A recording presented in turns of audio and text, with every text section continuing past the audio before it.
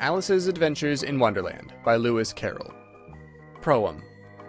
'Tis 2 years since Carroll's art with topsy-turvy magic sent Alice wandering through a part half comic and half tragic. Enchanting Alice, black and white has made your deeds perennial, and naught save chaos and old night can part you now from Tenniel. But still you are a type, and based in truth like Lear and Hamlet, and types may be redraped to taste in cloth of gold or camlet.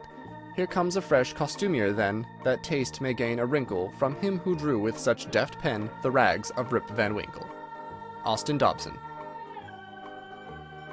All in the golden afternoon full leisurely we glide, for both our oars with little skill by little arms are plied, while little hands make vain pretence our wanderings to guide. Ah, cruel three, in such an hour, beneath such dreamy weather, to beg a tale of breath too weak to stir the tiniest feather. Yet what can one poor voice avail against 3 tongues together? Imperious Prima flashes forth her edict to begin it. In gentler tone Secunda hopes there will be nonsense in it, while Tertia interrupts the tale not more than once a minute. Anon to sudden silence won, in fancy they pursue the dream child moving through a land of wonders wild and new, in friendly chat with bird or beast, and half believe it true. And ever, as the story drained the wells of fancy dry, and faintly strove that weary one to put the subject by, the rest next time, it is next time, the happy voices cry. Thus grew the tale of Wonderland, thus slowly, one by one, its quaint events were hammered out, and now the tale is done, and home we steer a merry crew beneath the setting sun. Alice a childish story take, and with a gentle hand lay it where childhood's dreams are twined in memory's mystic band, like pilgrims' withered wreath of flowers plucked in a far-off land. Chapter 1. Down the Rabbit Hole. Alice was beginning to get very tired of sitting by her sister on the bank, and of having nothing to do. Once or twice she had peeped into the book her sister was reading, but it had no pictures or conversations in it. And what is the use of a book, thought Alice, without pictures or conversations? So she was considering in her own mind, as well as she could, for the hot day made her feel very sleepy and stupid, whether the pleasure of making a daisy chain would be worth the trouble of getting up and picking the daisies, when suddenly a white rabbit with pink eyes ran close by her. There was nothing so very remarkable in that, nor did Alice think it so very much out of the way to hear the rabbit say to itself, oh dear, I shall be too late." When she thought it over afterwards, it occurred to her that she ought to have wondered at this, but at the time it all seemed quite natural. But when the rabbit actually took a watch out of its waistcoat pocket and looked at it, and then hurried on, Alice started to her feet, for it flashed across her mind that she had never before seen a rabbit with either a waistcoat pocket or a watch to take out of it, and burning with curiosity she ran across the field after it, and was just in time to see it pop down a large rabbit hole under the hedge. In another moment down went Alice after it, never once considering how in the world she was to get out again.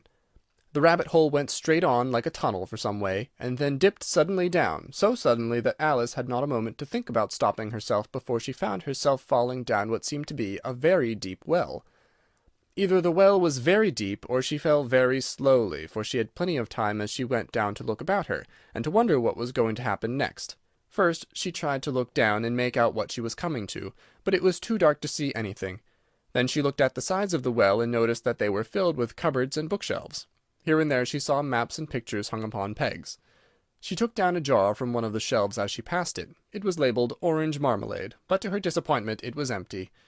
She did not like to drop the jar for fear of killing somebody underneath, so managed to put it into one of the cupboards as she fell past it. "Well," thought Alice to herself, "after such a fall as this I shall think nothing of tumbling downstairs. How brave they'll all think of me at home! Why, I wouldn't say anything about it, even if I fell off the top of the house," which was very likely true. Down, down, down. Would the fall never come to an end? "I wonder how many miles I've fallen by this time," she said aloud. "I must be getting somewhere near the centre of the earth. Let me see, that would be 4,000 miles down, I think." For you see, Alice had learnt several things of this sort in her lessons in the schoolroom, and though this was not a very good opportunity for showing off her knowledge, as there was no one to listen to her, still it was good practice to say it over.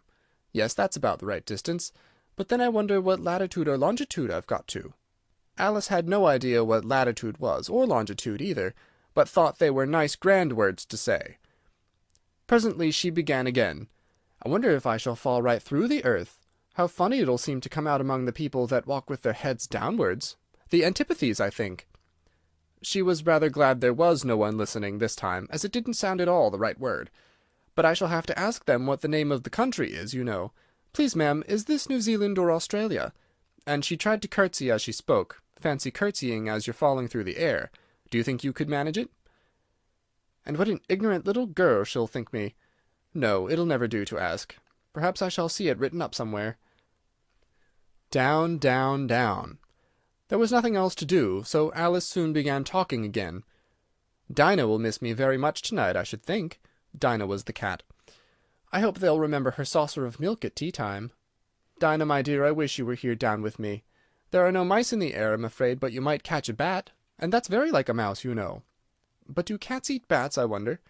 And here Alice began to get rather sleepy, and went on saying to herself, in a dreamy sort of way, "Do cats eat bats? Do cats eat bats? And sometimes, do bats eat cats?" For you see, as she couldn't answer either question, it didn't much matter which way she put it. She felt that she was dozing off, and had just begun to dream that she was walking hand in hand with Dinah, and saying to her very earnestly, "Now, Dinah, tell me the truth. Did you ever eat a bat?" When suddenly, thump! Thump! Down she came upon a heap of sticks and dry leaves, and the fall was over. Alice was not a bit hurt, and she jumped up onto her feet in a moment. She looked up, but it was all dark overhead. Before her was another long passage, and the White Rabbit was still in sight, hurrying down it. There was not a moment to be lost. Away went Alice like the wind, and was just in time to hear it say, as it turned a corner, "Oh, my ears and whiskers, how late it's getting!" She was close behind it when she turned the corner, but the rabbit was no longer to be seen. She found herself in a long, low hall, which was lit up by a row of lamps hanging from the roof. There were doors all around the hall, but they were all locked, and when Alice had been all the way down one side and up the other, trying every door, she walked sadly down the middle, wondering how she was ever to get out again. Suddenly she came upon a little three-legged table, all made of solid glass. There was nothing on it but a tiny golden key, and Alice's first idea was that this might belong to one of the doors of the hall.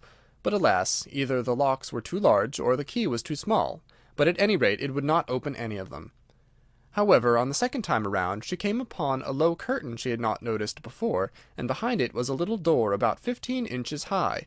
She tried the little golden key in the lock, and to her great delight it fitted. Alice opened the door, and found that it led into a small passage, not much larger than a rat-hole. She knelt down, and looked along the passage into the loveliest garden you ever saw. How she longed to get out of that dark hall, and wander about among those beds of bright flowers and those cool fountains. But she could not even get her head through the doorway. "Molly, even if my head would go through," thought poor Alice, "it would be of very little use without my shoulders. Oh, how I wish I could shut up like a telescope! I think I could, if I only knew how to begin." For you see, so many out-of-the-way things had happened lately that Alice had begun to think that very few things indeed were really impossible. There seemed to be no use in waiting by the little door, so she went back to the table, half hoping she might find another key on it, or at any rate a book of rules for shutting people up like telescopes. This time she found a little bottle on it, which certainly was not here before, said Alice, and tied round the neck of the bottle was a paper label with the words "Drink me" beautifully printed on it in large letters. It was all very well to say "Drink me," but the wise little Alice was not going to do that in a hurry. "No, I'll look first," she said, "and see whether it's marked poison or not." For she had read several nice little stories about children who had got burnt and eaten up by wild beasts and other unpleasant things, all because they would not remember the simple rules their friends had taught them, such as that a red-hot poker will burn you if you hold it too long, and that if you cut your finger very deeply with a knife it usually bleeds. And she had never forgotten that if you drink much from a bottle marked poison, it is almost certain to disagree with you sooner or later. However, this bottle was not marked poison, so Alice ventured to taste it, and finding it very nice, it had in fact a sort of mixed flavour of cherry tart, custard, pineapple, roast turkey, coffee, and hot buttered toast, she very soon finished it off. "What a curious feeling," said Alice. "I must be shutting up like a telescope." And so it was indeed. She was now only 10 inches high, and her face brightened up at the thought that she was now the right size for going through that little door into that lovely garden. First, however, she waited for a few minutes to see if she was going to shrink any further. She felt a little nervous about this. "For it might end, you know," said Alice to herself, "in my going out altogether like a candle." I wonder what I should be like then, and she tried to fancy what the flame of a candle looks like after the candle is blown out, for she could not remember ever having seen such a thing. After a while, finding that nothing more happened, she decided on going into the garden at once. But alas for poor Alice! When she got to the door, she found she had forgotten the little golden key, and when she went back to the table for it, she found she could not possibly reach it. She could see it quite plainly through the glass, and she tried her best to climb up one of the legs of the table, but it was too slippery, and when she had tired herself out with trying, the poor little thing sat down and cried. "Come, there's no use in crying like that," said Alice to herself rather sharply. "I advise you to leave off this minute." She generally gave herself very good advice, though she very seldom followed it, and sometimes she scolded herself so severely as to bring tears into her eyes, and once she remembered trying to box her own ears for having cheated herself in a game of croquet she was playing against herself, for this curious child was very fond of pretending to be two people. "But it's no use now," thought poor Alice, "to pretend to be two people. Why, there's hardly enough of me left to make one respectable person." Soon her eye fell on a little glass box that was lying under the table. She opened it, and found in it a very small cake, on which the words "Eat me" were beautifully marked in currants. "Well, I'll eat it," said Alice, "and if it makes me grow larger I can reach the key, and if it makes me grow smaller I can creep under the door, so either way I'll get into the garden, and I don't care which happens." She ate a little bit, and said anxiously to herself, "Which way, which way?" holding her hand on the top of her head to feel which way it was growing, and she was quite surprised to find that she remained the same size. To be sure, this is what generally happens when one eats cake, but Alice had got so much into the way of expecting nothing but out-of-the-way things to happen, that it seemed quite dull and stupid for life to go on in the common way. So she set to work, and very soon finished off the cake. The Pool of Tears. "Curious, sir, and curious, sir," cried Alice. She was so much surprised that for a moment she quite forgot how to speak good English. "Now I'm opening out like the largest telescope that ever was. Good-bye, feet." For when she looked down at her feet they seemed to be almost out of sight. They were getting so far off. "Oh, my poor little feet! I wonder who will put on your shoes and stockings for you now, dears? I'm sure I shan't be able. I shall be a great deal too far off to trouble myself about you. You must manage the best way you can.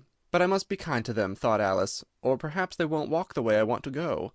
Let me see. I'll give them a new pair of boots every Christmas." And she went on planning to herself how she would manage it. They must go by the carrier, she thought, and how funny it'll seem sending presents to one's own feet, and how odd the directions will look. "Alice's right foot, Esquire, hearthrug, near the fender, with Alice's love." Oh dear, what nonsense I'm talking! Just then her head struck against the roof of the hall. In fact, she was now rather more than 9 feet high, and she at once took up the little golden key and hurried off to the garden door. Poor Alice! It was as much as she could do, lying down on one side to look through into the garden with one eye, but to get through was more hopeless than ever, and she sat down and began to cry again. "You ought to be ashamed of yourself," said Alice. "A great girl like you," she might as well say this, "to go on crying in this way. Stop this moment, I tell you." But she went on all the same, shedding gallons of tears, until there was a large pool all round her, about 4 inches deep and reaching half down the hall. After a time she heard a little pattering of feet in the distance, and she hastily dried her eyes to see what was coming. It was the White Rabbit returning, splendidly dressed, with a pair of white kid gloves in one hand, and a large fan in the other. He came trotting along in a great hurry, muttering to himself as he came, "Oh, the Duchess, the Duchess! Won't she be savage if I've kept her waiting?" Alice felt so desperate that she was ready to ask help of anyone, so when the rabbit came near her she began in a low timid voice, "If you please, sir—" The rabbit started violently, dropping the white kid gloves and the fan, and scurried away into the darkness as hard as he could go. Alice took up the fan and gloves, and as the hall was very hot she kept fanning herself all the time she went on talking. "Dear, dear, how queer everything is to-day, and yesterday things went on just as usual. I wonder if I've been changed during the night. Let me think. Was I the same when I got up this morning? I almost think I can remember feeling a little different, but if I'm not the same, the next question is, who in the world am I? Ah, that's a great puzzle." And she began thinking over all the children she knew that were of the same age as herself, to see if she could have been changed for any of them. "I'm sure I'm not Ada," she said, "for her hair goes in such long ringlets, and mine doesn't go in ringlets at all. And I'm sure I can't be Mabel, for I know all sorts of things, and she knows such very little. Besides, she's she, and I'm I. And oh dear, how puzzling it all is! I'll try if I know all the things I used to know. Let me see. 4 times 5 is 12, and 4 times 6 is 13, and 4 times 7 is... Oh dear, I shall never get to 20 at that rate. However, the multiplication table doesn't signify. Let's try geography. London is the capital of Paris, and Paris is the capital of Rome, and Rome... No, that's all wrong, I'm certain. I must have been changed from Mabel. I'll try and say how doth the little. And she crossed her hands on her lap as if she were saying lessons, and began to repeat it, but her voice sounded hoarse and strange, and the words did not come the same as they used to do. How doth the little crocodile improve his shining tail, and pour the waters of the Nile on every golden scale? How cheerfully he seems to grin, how neatly spreads his claws, and welcomes little fishes in with gently smiling jaws. I'm sure those are not the right words, said poor Alice, and her eyes filled with tears again as she went on. I must be Mabel after all, and I shall have to go and live in that poky little house, and have next to no toys to play with, and oh, ever so many lessons to learn. No, I've made up my mind about it. If I'm Mabel, I'll stay down here. It'll be no use their putting their heads down and saying, Come up again, dear. I shall only look up and say, Who am I then? Tell me that first, and then if I like being that person, I'll come up. If not, I'll stay down here till I'm someone else. But oh dear, cried Alice with a sudden burst of tears, I do wish they would put their heads down. I am so very tired of being all alone here. As she said this, she looked down at her hands, and was surprised to see that she had put on one of the rabbit's little white kid gloves while she was talking. How can I have done that? She thought. I must be growing small again. She got up and went to the table to measure herself by it, and found that, as nearly as she could guess, she was now about 2 feet high, and was going on shrinking rapidly. She soon found out that the cause of this was the fan she was holding, and she dropped it hastily just in time to avoid shrinking away altogether. That was a narrow escape, said Alice, a good deal frightened at the sudden change, but very glad to find herself still in existence. And now for the garden. And she ran with all speed back to the little door. But alas, the little door was shut again, and the little golden key was lying on the glass table as before. And things are worse than ever, thought the poor child, for I never was so small as this before, never, and I declare it's too bad that it is. As she said these words, her foot slipped, and in another moment, splash, she was up to her chin in salt water. Her first idea was that she had somehow fallen into the sea, and in that case I can go back by railway, she said to herself. Alice had been to the seaside once in her life, and had come to the general conclusion that wherever you go to on the English coast, you find a number of bathing machines in the sea, some children digging in the sand with wooden spades, then a row of lodging-houses, and behind them a railway station. However, she soon made out that she was in the pool of tears, which she had wept when she was 9 feet high. I wish I hadn't cried so much, said Alice, as she swam about, trying to find her way out. I shall be punished for it now, I suppose, by being drowned in my own tears. That will be a queer thing, to be sure. However, everything is queer to-day. Just then she heard something splashing about in the pool a little way off, and she swam nearer to make out what it was. At first she thought it must be a walrus or hippopotamus, but then she remembered how small she was now, and soon she made out that it was only a mouse that had slipped in like herself. Would it be of any use now, thought Alice, to speak to this mouse? Everything is so out of the way down here that I should think very likely that it can talk. At any rate, there's no harm in trying. So she began. "O Mouse, do you know the way out of this pool? I am very tired of swimming about here. O Mouse." Alice thought this must be the right way of speaking to a mouse. She had never done such a thing before, but she remembered having seen in her brother's Latin grammar, "A mouse, of a mouse, to a mouse, a mouse, O Mouse."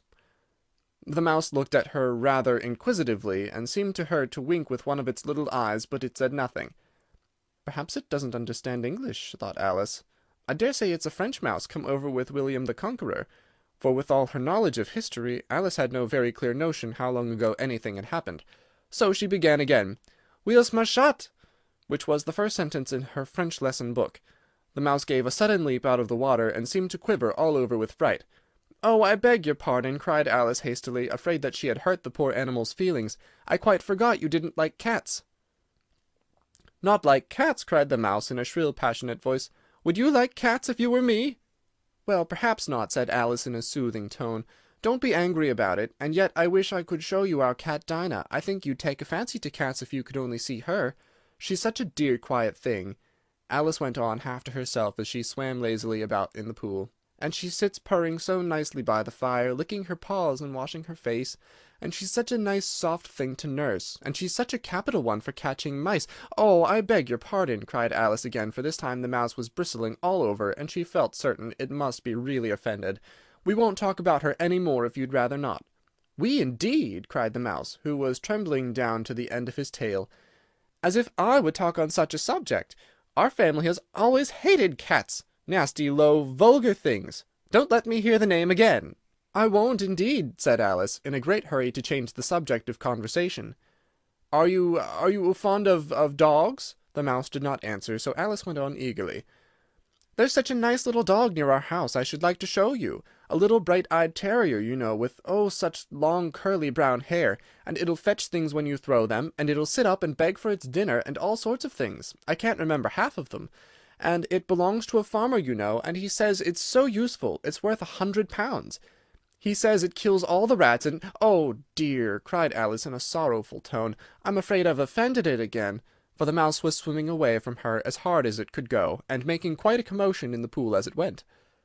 So she called softly after it, "Mouse dear, do come back again, and we won't talk about cats or dogs either, if you don't like them." When the mouse heard this, it turned round and swam slowly back to her. Its face was quite pale, with passion, Alice thought, and it said in a low trembling voice, "Let us get to the shore, and then I'll tell you my history, and you'll understand why it is I hate cats and dogs." It was high time to go, for the pool was getting quite crowded with the birds and animals that had fallen into it. There were a duck and a dodo, a lory and an eaglet, and several other curious creatures. Alice led the way, and the whole party swam to the shore. A caucus race and a long tail. They were indeed a queer-looking party that assembled on the bank, the birds with draggled feathers, the animals with their fur clinging close to them, and all dripping wet, cross, and uncomfortable. The first question, of course, was how to get dry again.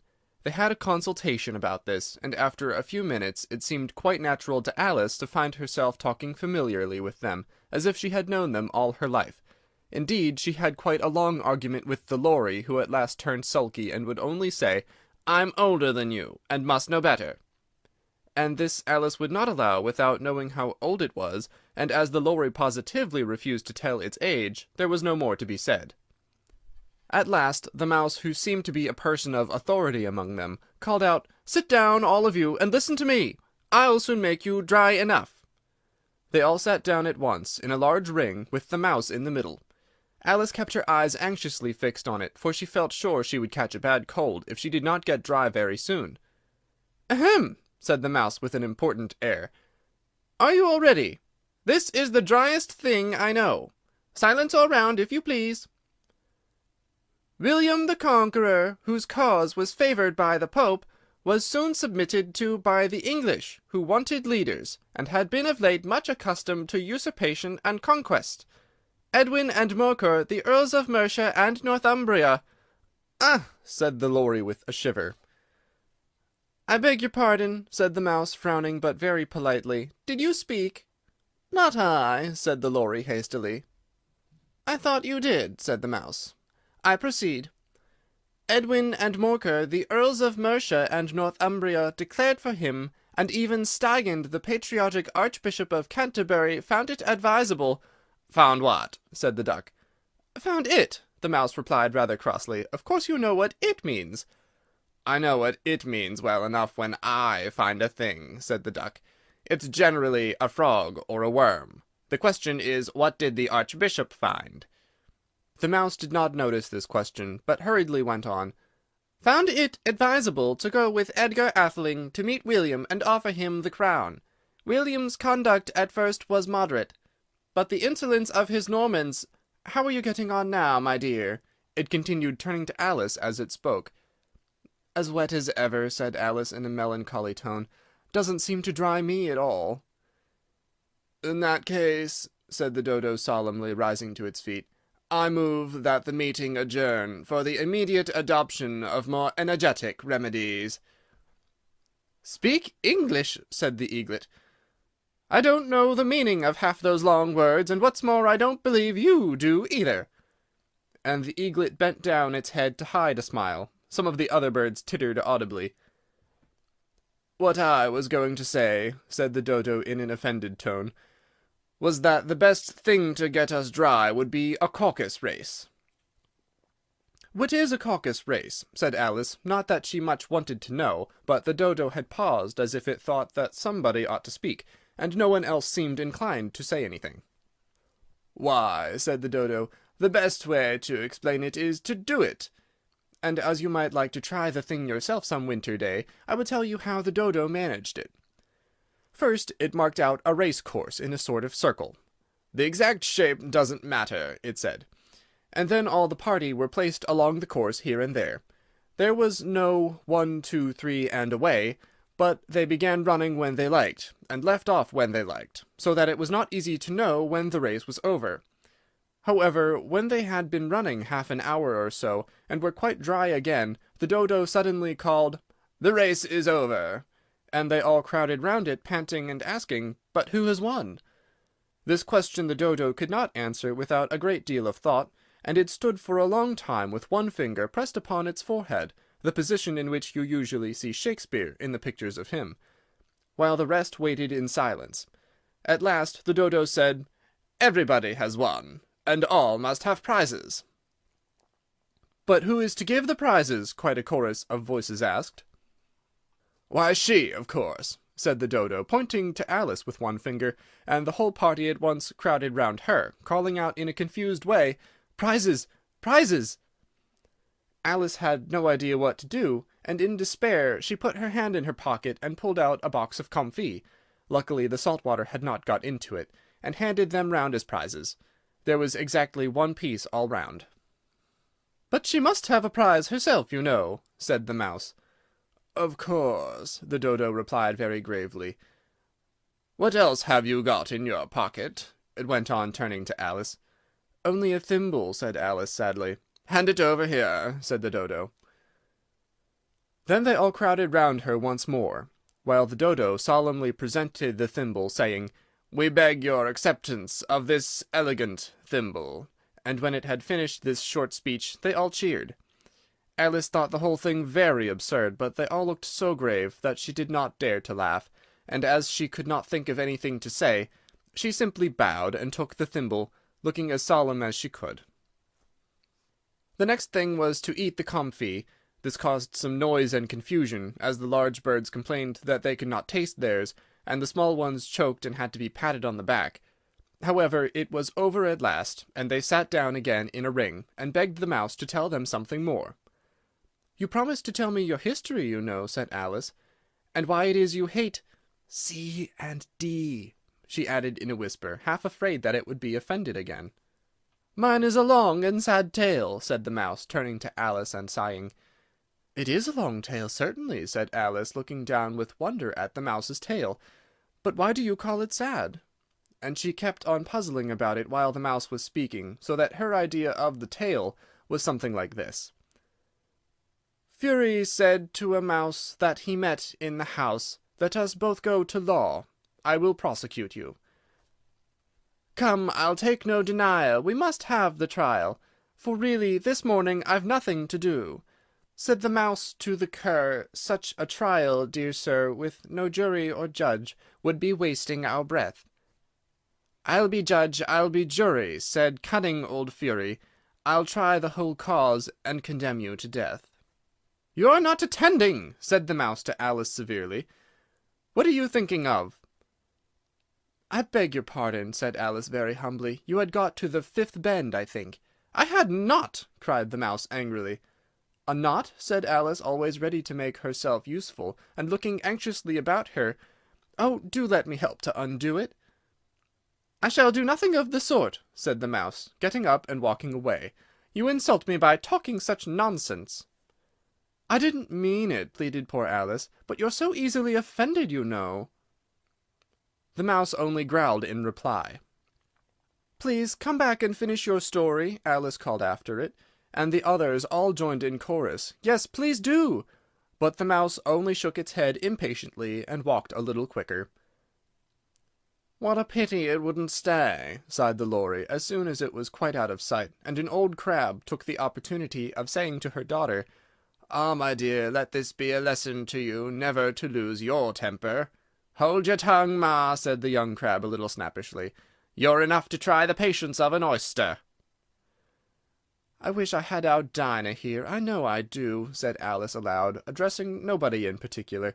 She'd soon fetch it back. And who is Dinah, if I might venture to ask the question? Said the Lory. Alice replied eagerly, for she was always ready to talk about her pet. Dinah's our cat, and she's such a capital one for catching mice, you can't think. And oh, I wish you could see her after the birds. Why, she'll eat a little bird as soon as look at it. This speech caused a remarkable sensation among the party. Some of the birds hurried off at once. One old magpie began wrapping itself up very carefully, remarking, I really must be getting home. The night air doesn't suit my throat. And a canary called out in a trembling voice to its children, Come away, my dears. It's a high time you were all in bed. On various pretexts they all moved off, and Alice was soon left alone. I wish I hadn't mentioned Dinah, she said to herself in a melancholy tone. Nobody seems to like her down here, and I'm sure she's the best cat in the world. Oh, my dear Dinah, I wonder if I shall ever see you any more. And here poor Alice began to cry again, for she felt very lonely and low-spirited. In a little while, however, she again heard a little pattering of footsteps in the distance, and she looked up eagerly, half hoping that the mouse had changed his mind, and was coming back to finish his story. The Rabbit Sends in a Little Bill. It was the White Rabbit trotting slowly back again, and looking nervously about as it went, as if it had lost something, and she heard it muttering to itself, the Duchess, oh, my dear paws, oh, my fur and whiskers, she'll get me executed as sure as ferrets are ferrets. Where can I have dropped them, I wonder? Alice guessed in a moment that it was looking for the fan and the pair of white kid gloves, and she very good-naturedly began hunting about for them. But they were nowhere to be seen. Everything seemed to have changed since her swim in the pool, and the great hall, with the glass table and the little door, had vanished completely. Very soon the rabbit noticed Alice, as she went hunting about, and called out to her in an angry tone, Why, Mary Ann, what are you doing out here? Run home this moment, and fetch me a pair of gloves and a fan. Quick now! And Alice was so much frightened that she ran off at once in the direction it pointed to, without trying to explain the mistake it had made. He took me for his housemaid, she said to herself as she ran. How surprised he'll be when he finds out who I am. But I'd better take him his fan and gloves. That is, if I can find them. As she said this, she came upon a neat little house, on the door of which was a bright brass plate with the name W. Rabbit engraved upon it. She went in without knocking, and hurried upstairs, in great fear lest she should meet the real Mary Ann, and be turned out of the house before she had found the fan and gloves. How queer it seems, Alice said to herself, to be going messages for a rabbit. I suppose Dinah'll be sending me on messages next, and she began fancying the sort of thing that would happen. Miss Alice, come here directly, and get ready for your walk. Coming in a minute, nurse, but I've got to watch this mouse-hole till Dinah comes back, and see that the mouse doesn't get out. Only I don't think, Alice went on, that they'd let Dinah stop in the house if it began ordering people about like that. By this time she had found her way into a tidy little room with a table in the window, and on it, as she had hoped, a fan and 2 or 3 pairs of tiny white kid gloves. She took up the fan and a pair of the gloves, and was just going to leave the room when her eye fell upon a little bottle that stood near the looking-glass. There was no label this time with the words "Drink me," but nevertheless she uncorked it and put it to her lips. I know something interesting is sure to happen, she said to herself, whenever I eat or drink anything, so I'll just see what this bottle does. I do hope it will make me grow large again, for really I'm quite tired of being such a tiny little thing. It did so indeed, and much sooner than she had expected. Before she had drunk half the bottle, she found her head pressing against the ceiling, and had to stoop to save her neck from being broken. She hastily put down the bottle, saying to herself, That's quite enough. I hope I shan't grow any more. As it is, I can't get out at the door. I do wish I hadn't drunk quite so much. Alas, it was too late to wish that. She went on growing, and very soon had to kneel down on the floor. In another minute there was not even room for this, and she tried the effect of lying down with one elbow against the door, and the other arm curled round her head. Still she went on growing, and as a last resource she put one arm out of the window and one foot up the chimney, and said to herself, "Now I can do no more, whatever happens. What will become of me?" Luckily for Alice, the little magic bottle had now had its full effect, and she grew no larger. Still it was very uncomfortable, and as there seemed to be no sort of chance of her ever getting out of the room again, no wonder she felt unhappy. It was much pleasanter at home, thought poor Alice, when one wasn't always growing larger and smaller, and being ordered about by mice and rabbits. I almost wish I hadn't gone down that rabbit-hole. And yet it's rather curious, you know, this sort of life. I do wonder what can have happened to me. When I used to read fairy tales, I fancied that kind of thing never happened, and now here I am in the middle of one. There ought to be a book written about me, that there ought, and when I grow up I'll write one. But I'm grown up now," she added in a sorrowful tone. "At least there's no room to grow up any more here." "But then," thought Alice, "shall I never get any older than I am now? That'll be a comfort one way, never to be an old woman, but then always to have lessons to learn. Oh, I shouldn't like that." "Oh, you foolish Alice," she said to herself. "How can you learn lessons in here? Why, there's hardly room for you, and no room at all for any lessons books." And so she went on, taking first one side and then the other, and making quite a conversation of it altogether. But after a few minutes she heard a voice outside, and stopped to listen. "Mary Ann! Mary Ann!" said the voice. "Fetch me my gloves this moment." Then came a little pattering of feet on the stairs. Alice knew it was the rabbit coming to look for her, and she trembled till she shook the house, quite forgetting that she was now about 1,000 times as large as the rabbit, and had no reason to be afraid of it. Presently the rabbit came up to the door and tried to open it, but as the door opened inwards, and Alice's elbow was pressed hard against it, that attempt proved a failure. Alice heard it say to itself, "Then I'll go round and get in at the window." "That you won't," thought Alice, and after waiting till she fancied she heard the rabbit just under the window, she suddenly spread out her hand, and made a snatch in the air. She did not get hold of anything, but she heard a little shriek, and a fall, and a crash of broken glass, from which she concluded that it was just possible that it had fallen into a cucumber frame, or something of the sort. Next came an angry voice, the rabbit's. "Pat! Pat! Where are you?" And then a voice she had never heard before. "Sure, and I'm here, digging for apples, your honour." "Digging for apples, indeed!" said the rabbit angrily. "Here, come and help me out of this." Sounds of more broken glass. "Now tell me, Pat, what's that in the window?" "Sure, it's an arm, your honour." He pronounced it arum. "An arm, you goose! Who ever saw one that size? Why, it fills the whole window." "Sure it does, your honour, but it's an arm for all that."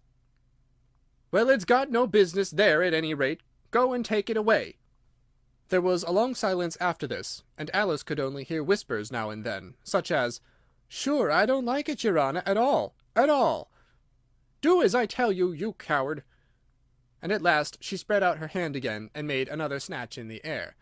This time there were 2 little shrieks, and more sounds of broken glass. "What a number of cucumber frames there must be," thought Alice. "I wonder what they'll do next. As for pulling me out of the window, I only wish they could. I'm sure I don't want to stay in here any longer." She waited for some time without hearing anything more. At last came a rumbling of little cartwheels, and the sound of a good many voices all talking together.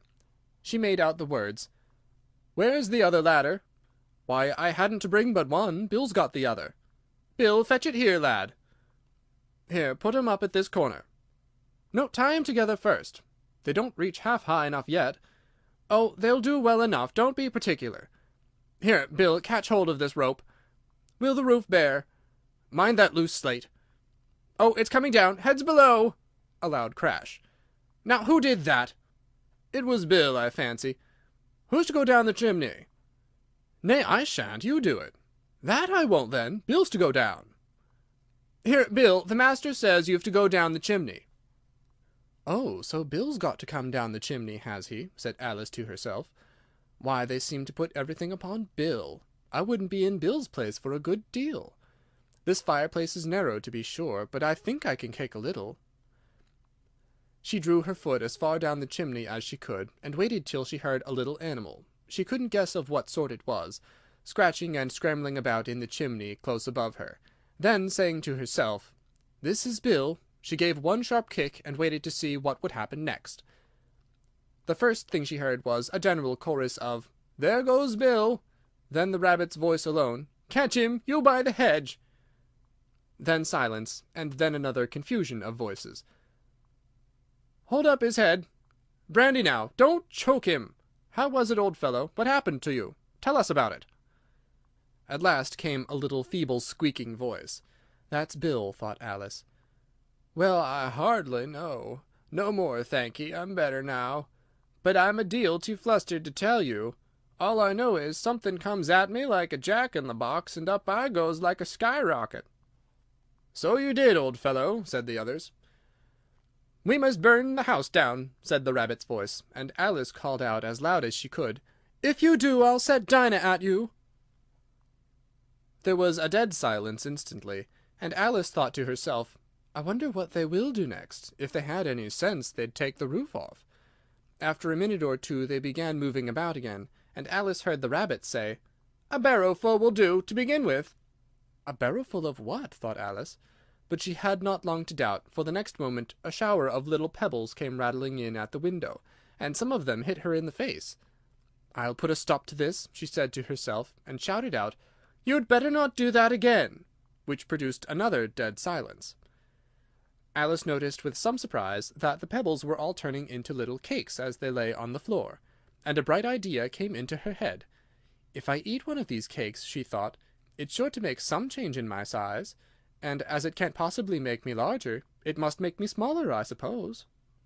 So she swallowed one of the cakes, and was delighted to find that she began shrinking directly. As soon as she was small enough to get through the door, she ran out of the house, and found quite a crowd of little animals and birds waiting outside. The poor little lizard Bill was in the middle, being held up by 2 guinea pigs, who were giving it something out of a bottle. They all made a rush at Alice the moment she appeared, but she ran off as hard as she could, and soon found herself safe in a thick wood. "The first thing I've got to do," said Alice to herself as she wandered about in the wood, "is to grow to my right size again, and the second thing is to find my way into that lovely garden. I think that will be the best plan." It sounded an excellent plan, no doubt, and very neatly and simply arranged. The only difficulty was that she had not the smallest idea how to set about it, and while she was peering about anxiously among the trees, a little sharp bark just over her head made her look up in a great hurry. An enormous puppy was looking down at her with large round eyes, and feebly stretching out one paw, trying to touch her. "Poor little thing!" said Alice in a coaxing tone, and she tried hard to whistle to it, but she was terribly frightened all the time at the thought that it might be hungry, in which case it would be very likely to eat her up in spite of all her coaxing. Hardly knowing what she did, she picked up a little bit of stick and held it out to the puppy, whereupon the puppy jumped into the air off all its feet at once, with a yelp of delight, and rushed at the stick and made believe to worry it. Then Alice dodged behind a great thistle to keep herself from being run over, and the moment she appeared on the other side, the puppy made another rush at the stick, and tumbled head over heels in its hurry to get hold of it. Then Alice, thinking it was very like having a game of play with a cart-horse, and expecting every moment to be trampled under its feet, ran round the thistle again. Then the puppy began a series of short charges at the stick, running a little way forwards each time, and a long way back, and barking hoarsely all the while, till at last it sat down a good way off, panting, with its tongue hanging out of its mouth, and its great eyes half shut. This seemed to Alice a good opportunity for making her escape, so she set off at once, and ran till she was quite tired and out of breath, and till the puppy's bark sounded quite faint in the distance. "And yet what a dear little puppy it was," said Alice, as she leaned against a buttercup to rest herself, and fanned herself with one of the leaves. "I should have liked teaching it tricks very much, if I'd only been the right size to do it. Oh dear, I'd nearly forgotten that I have to grow up again. Let me see, how is it to be managed? I suppose I ought to eat or drink something or other, but the great question is what?" The great question certainly was what. Alice looked all round her at the flowers and the blades of grass, but she could not see anything that looked like the right thing to eat or drink under the circumstances. There was a large mushroom growing near her about the same height as herself, and when she had looked under it, and on both sides of it, and behind it, it occurred to her that she might as well look and see what was on the top of it. She stretched herself up on tiptoe, and peeped over the edge of the mushroom, and her eyes immediately met those of a large blue caterpillar, that was sitting on the top with its arms folded, quietly smoking a long hookah, and taking not the smallest notice of her, or of anything else. Advice from a Caterpillar. The caterpillar and Alice looked at each other for some time in silence. At last the caterpillar took the hookah out of its mouth, and addressed her in a languid, sleepy voice. "Who are you?" said the caterpillar. This was not an encouraging opening for a conversation. Alice replied, rather shyly, "I hardly know, sir, just at present. At least I know who I was when I got up this morning, but I think I must have been changed several times since then." "What do you mean by that?" said the caterpillar sternly. "Explain yourself." "I can't explain myself, I'm afraid, sir," said Alice, "because I'm not myself, you see." "I don't see," said the caterpillar. "I'm afraid I can't put it more clearly," Alice replied very politely, "for I can't understand it myself to begin with, and being so many different sizes in a day is very confusing." "It isn't," said the caterpillar. "Well, perhaps you haven't found it so yet," said Alice, "but when you have to turn into a chrysalis, you will some day, you know, and then after that into a butterfly, I should think you'll feel it a little queer, won't you?" "Not a bit," said the caterpillar. "Well, perhaps your feelings may be different," said Alice. "All I know is, it would feel very queer to me." "You!" said the caterpillar contemptuously. "Who are you?" Which brought them back again to the beginning of the conversation. Alice felt a little irritated at the caterpillar's making such very short remarks, and she drew herself up and said very gravely, "I think you ought to tell me who you are first." "Why?" said the caterpillar. Here was another puzzling question, and as Alice could not think of any good reason, and as the caterpillar seemed to be in a very unpleasant state of mind, she turned away. "Come back," the caterpillar called after her. "I've something important to say." This sounded promising, certainly. Alice turned and came back again. "Keep your temper," said the caterpillar. "Is that all?" said Alice, swallowing down her anger as well as she could. "No," said the caterpillar. Alice thought she might as well wait, as she had nothing else to do, and perhaps, after all, it might tell her something worth hearing. For some minutes it puffed away without speaking, but at last it unfolded its arms, took the hookah out of its mouth again, and said, "So you think you're changed, do you?" "I'm afraid I am, sir," said Alice. "I can't remember things as I used, and I don't keep the same size for 10 minutes together." "Can't remember what things?" said the caterpillar. "Well, I've tried to say, how doth the little busy bee, but it all came different," Alice replied in a very melancholy voice. "Repeat, 'You are old Father William,'" said the caterpillar.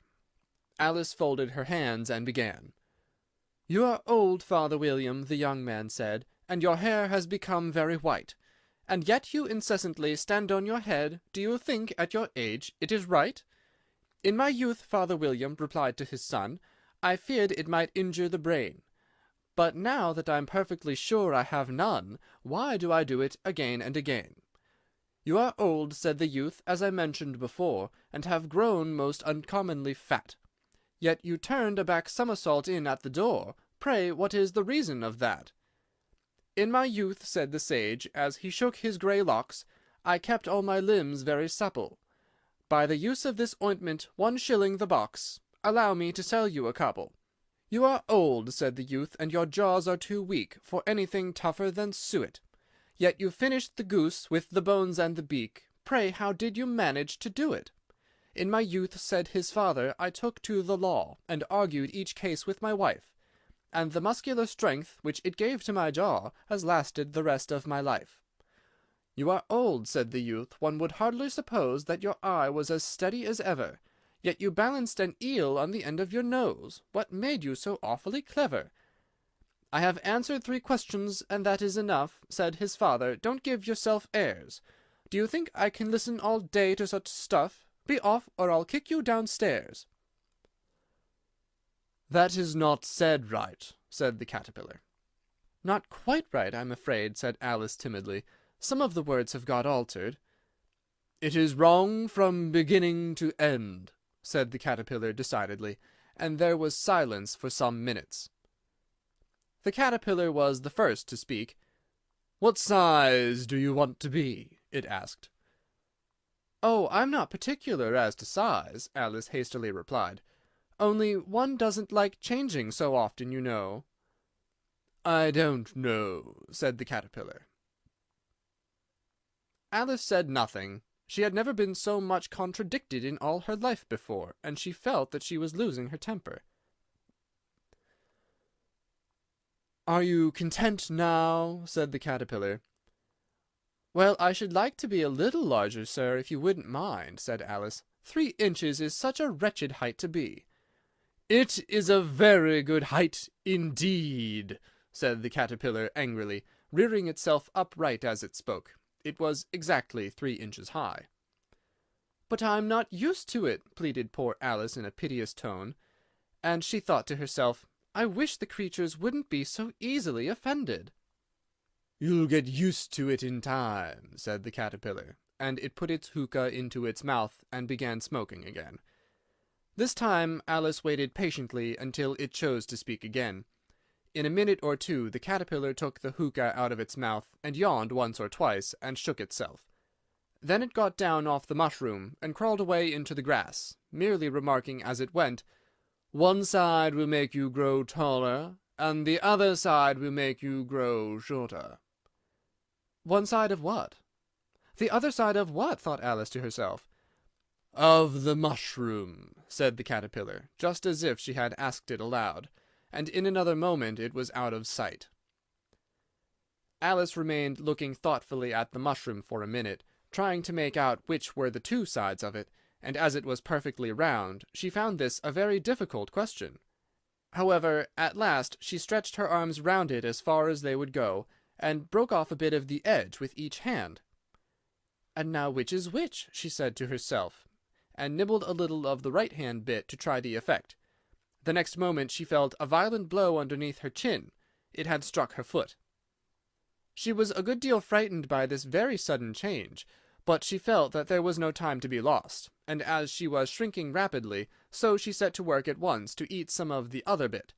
Her chin was pressed so closely against her foot that there was hardly room to open her mouth, but she did it at last, and managed to swallow a morsel of the left-hand bit. "Come, my head's free at last," said Alice in a tone of delight, which changed into alarm in another moment, when she found that her shoulders were nowhere to be found. All she could see, when she looked down, was an immense length of neck, which seemed to rise like a stalk out of a sea of green leaves that lay far below her. "What can all that green stuff be?" said Alice. "And where have my shoulders got to? And oh, my poor hands! How is it I cannot see you?" She was moving them about as she spoke, but no result seemed to follow, except a little shaking among the distant green leaves. As there seemed to be no chance of getting her hands up to her head, she tried to get her head down to them, and was delighted to find that her neck would bend about easily in any direction, like a serpent. She had just succeeded in curving it down into a graceful zigzag, and was going to dive in among the leaves, which she found to be nothing but the tops of the trees under which she had been wandering, when a sharp hiss made her draw back in a hurry. A large pigeon had flown into her face, and was beating her violently with its wings. "Serpent!" screamed the pigeon. "I'm not a serpent," said Alice indignantly. "Let me alone." "Serpent, I say again!" repeated the pigeon, but in a more subdued tone, and added with a kind of a sob, "I've tried every way, and nothing seems to suit them." "I haven't the least idea what you're talking about," said Alice. "I've tried the roots of trees, and I've tried banks, and I've tried hedges," the pigeon went on, without attending to her. "But those serpents! There's no pleasing them." Alice was more and more puzzled, but she thought there was no use in saying anything more till the pigeon had finished. "As if it wasn't trouble enough hatching the eggs," said the pigeon. but I must be on the lookout for serpents night and day. Why, I haven't had a wink of sleep these 3 weeks." "I'm very sorry you've been annoyed," said Alice, who was beginning to see its meaning. "And just as I'd taken the highest tree in the wood," continued the pigeon, raising its voice to a shriek, "and just as I was thinking I should be free of them at last, they must needs come wriggling down from the sky. Ugh, serpent!" "But I'm not a serpent, I tell you," said Alice. I'm a... "Well, what are you?" said the pigeon. "I can see you're trying to invent something." I'm a little girl," said Alice rather doubtfully, and she remembered the number of changes she had gone through that day. "A likely story indeed," said the pigeon in a tone of the deepest contempt. "I've seen a good many little girls in my time, but never one with such a neck as that. No, no, you are a serpent, and there's no use denying it. I suppose you'll be telling me next that you never tasted an egg." "I have tasted eggs, certainly," said Alice, who was a very truthful child. "But little girls eat eggs quite as much as serpents do, you know." "I don't believe it," said the pigeon. "But if they do, why, then they're a kind of serpent, that's all I can say." This was such a new idea to Alice that she was quite silent for a minute or two, which gave the pigeon the opportunity of adding, "You're looking for eggs. I know that well enough. And what does it matter to me whether you're a little girl or a serpent?" "It matters a good deal to me," said Alice hastily, "but I'm not looking for eggs as it happens, and if I was, I shouldn't want yours. I don't like them raw." "Well, be off then," said the pigeon in a sulky tone, as it settled down again into its nest. Alice crouched down among the trees as well as she could, for her neck kept getting entangled among the branches, and every now and then she had to stop and untwist it. After a while she remembered that she still held the pieces of mushroom in her hands, and she set to work very carefully, nibbling first at one and then at the other, and growing sometimes taller and sometimes shorter, until she had succeeded in bringing herself down to her usual height. It was so long since she had been anything near the right size, that it felt quite strange at first, but she got used to it in a few minutes, and began talking to herself as usual. "Come, there's half my plan done now. How puzzling all these changes are! I'm never sure what I'm going to be, from one minute to another. However, I've got back to my right size. The next thing is to get into that beautiful garden. How is that to be done, I wonder?" As she said this, she came suddenly upon an open place, with a little house in it about 4 feet high. "Whoever lives there?" thought Alice. "It'll never do to come upon them this size. Why, I should frighten them out of their wits." So she began nibbling at the right-hand bit again, and did not venture to go near the house till she had brought herself down to 9 inches high. Pig and Pepper. For a minute or two she stood looking at the house, and wondering what to do next, when suddenly a footman in livery came running out of the wood. She considered him to be a footman because he was in livery, otherwise, judging by his face only, she would have called him a fish, and rapped loudly at the door with his knuckles. It was opened by another footman in livery, with a round face and large eyes like a frog, and both footmen, Alice noticed, had powdered hair that curled all over their heads. She felt very curious to know what it was all about, and crept a little way out of the wood to listen. The fish footman began by producing from under his arm a great letter, nearly as large as himself, and this he handed over to the other, saying in a solemn tone, "For the Duchess, an invitation from the Queen to play croquet." The frog footman repeated in the same solemn tone, only changing the order of the words a little, "From the Queen, an invitation for the Duchess to play croquet." Then they both bowed low, and their curls got entangled together. Alice laughed so much at this that she had to run back into the wood, for fear of their hearing her, and when she next peeped out, the fish footman was gone, and the other was sitting on the ground near the door, staring stupidly up into the sky. Alice went timidly up to the door and knocked. "There's no use in knocking," said the footman, "and that for 2 reasons. First, because I'm on the same side of the door as you are. Secondly, because they're making such a noise inside, no one could possibly hear you." And certainly there was a most extraordinary noise going on within, a constant howling and sneezing, and every now and then a great crash, as if a dish or kettle had been broken to pieces. "Please, then," said Alice, "how am I to get in?" "There might be some sense in your knocking," the footman went on without attending to her, "if we had the door between us. For instance, if you were inside, you might knock, and I could let you out, you know." He was looking up into the sky all the time he was speaking, and this Alice thought decidedly uncivil. "But perhaps he can't help it," she said to herself. "His eyes are so very nearly at the top of his head. But at any rate he might answer questions. How am I to get in?" she repeated aloud. "I shall sit here," the footman remarked, "till tomorrow." At this moment the door of the house opened, and a large plate came skimming out straight at the footman's head. It just grazed his nose, and broke to pieces against one of the trees behind him. "Or next day, maybe," the footman continued in the same tone, exactly as if nothing had happened. "How am I to get in?" asked Alice again in a louder tone. "Are you to get in at all?" said the footman. "That's the first question, you know." It was, no doubt, only Alice did not like to be told so. "It's really dreadful," she muttered to herself, "the way all the creatures argue. It's enough to drive one crazy."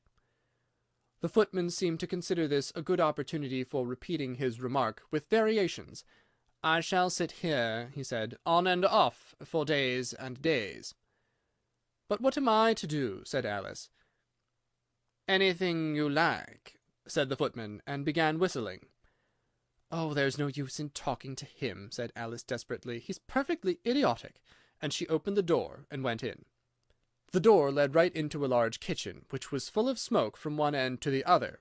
The Duchess was sitting on a three-legged stool in the middle, nursing a baby. The cook was leaning over the fire, stirring a large cauldron which seemed to be full of soup. "There's certainly too much pepper in that soup," Alice said to herself, as well as she could for sneezing. There was certainly too much of it in the air. Even the Duchess sneezed occasionally, and the baby was sneezing and howling alternately, without a moment's pause.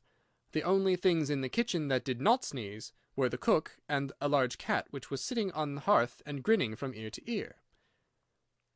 "Please, would you tell me," said Alice a little timidly, for she was not quite sure whether it was good manners for her to speak first, "why your cat grins like that?" "It's a Cheshire cat," said the Duchess, "and that's why. Pig!" She said the last word with such sudden violence that Alice quite jumped, but she saw in another moment that it was addressed to the baby and not to her, so she took courage and went on again. "I didn't know that Cheshire cats always grinned. In fact, I didn't know that cats could grin." "They all can, and most of 'em do." "I don't know of any that do," Alice said very politely, feeling quite pleased to have got into a conversation. "You don't know much," said the Duchess, "and that's a fact." Alice did not at all like the tone of this remark, and thought it would be as well to introduce some other subject of conversation. While she was trying to fix on one, the cook took the cauldron of soup off the fire, and at once set to work throwing everything within her reach at the Duchess and the baby. The fire irons came first, then followed a shower of saucepans, plates, and dishes. The Duchess took no notice of them even when they hit her, and the baby was howling so much already that it was quite impossible to say whether the blows hurt it or not. "Oh, please, mind what you're doing!" cried Alice, jumping up and down in an agony of terror. "Oh, there goes his precious nose!" as an unusually large saucepan flew close by it, and very nearly carried it off. "If everybody minded their own business," the Duchess said in a hoarse growl, "the world would go round a deal faster than it does." "Which would not be an advantage," said Alice, who felt very glad to get an opportunity of showing off a little of her knowledge. "Just think what work it would make with the day and the night. You see, the earth takes 24 hours to turn round on its axis." "Talking of axes," said the Duchess, "chop off her head." Alice glanced rather anxiously at the cook, to see if she meant to take the hint, but the cook was busily engaged in stirring the soup, and did not seem to be listening, so she ventured to go on again. 24 hours, I think, or is it 12? "Oh, don't bother me," said the Duchess. "I never could abide figures." And with that she began nursing her child again, singing a sort of lullaby to it as she did so, and giving it a violent shake at the end of every line. "Speak roughly to your little boy, and beat him when he sneezes. He only does it to annoy, because he knows it teases." Chorus, in which the cook and the baby joined. Wow, wow, wow. While the Duchess sang the second verse of the song, she kept tossing the baby violently up and down, and the poor little thing howled so that Alice could hardly hear the words. I speak severely to my boy. I beat him when he sneezes, for he can thoroughly enjoy the pepper when he pleases. Wow, wow, wow. Here, you may nurse it a bit if you like, the Duchess said to Alice, flinging the baby at her as she spoke. I must go and get ready to play croquet with the Queen. And she hurried out of the room. The cook threw a frying-pan after her as she went out, but it just missed her. Alice caught the baby with some difficulty, as it was a queer-shaped little creature, and held out its arms and legs in all directions. Just like a starfish, thought Alice. The poor little thing was snorting like a steam engine when she caught it, and kept doubling itself up and straightening itself out again, so that altogether, for the first minute or two, it was as much as she could do to hold it. As soon as she had made out the proper way of nursing it, which was to twist it up into a knot, and then keep tight hold of its right ear and left foot, so as to prevent its undoing itself, she carried it out into the open air. If I don't take this child away with me, thought Alice, they're sure to kill it in a day or two. Wouldn't it be murder to leave it behind? She said the last words out loud, and the little thing grunted in reply. It had left off sneezing by this time. Don't grunt, said Alice. That's not at all a proper way of expressing yourself.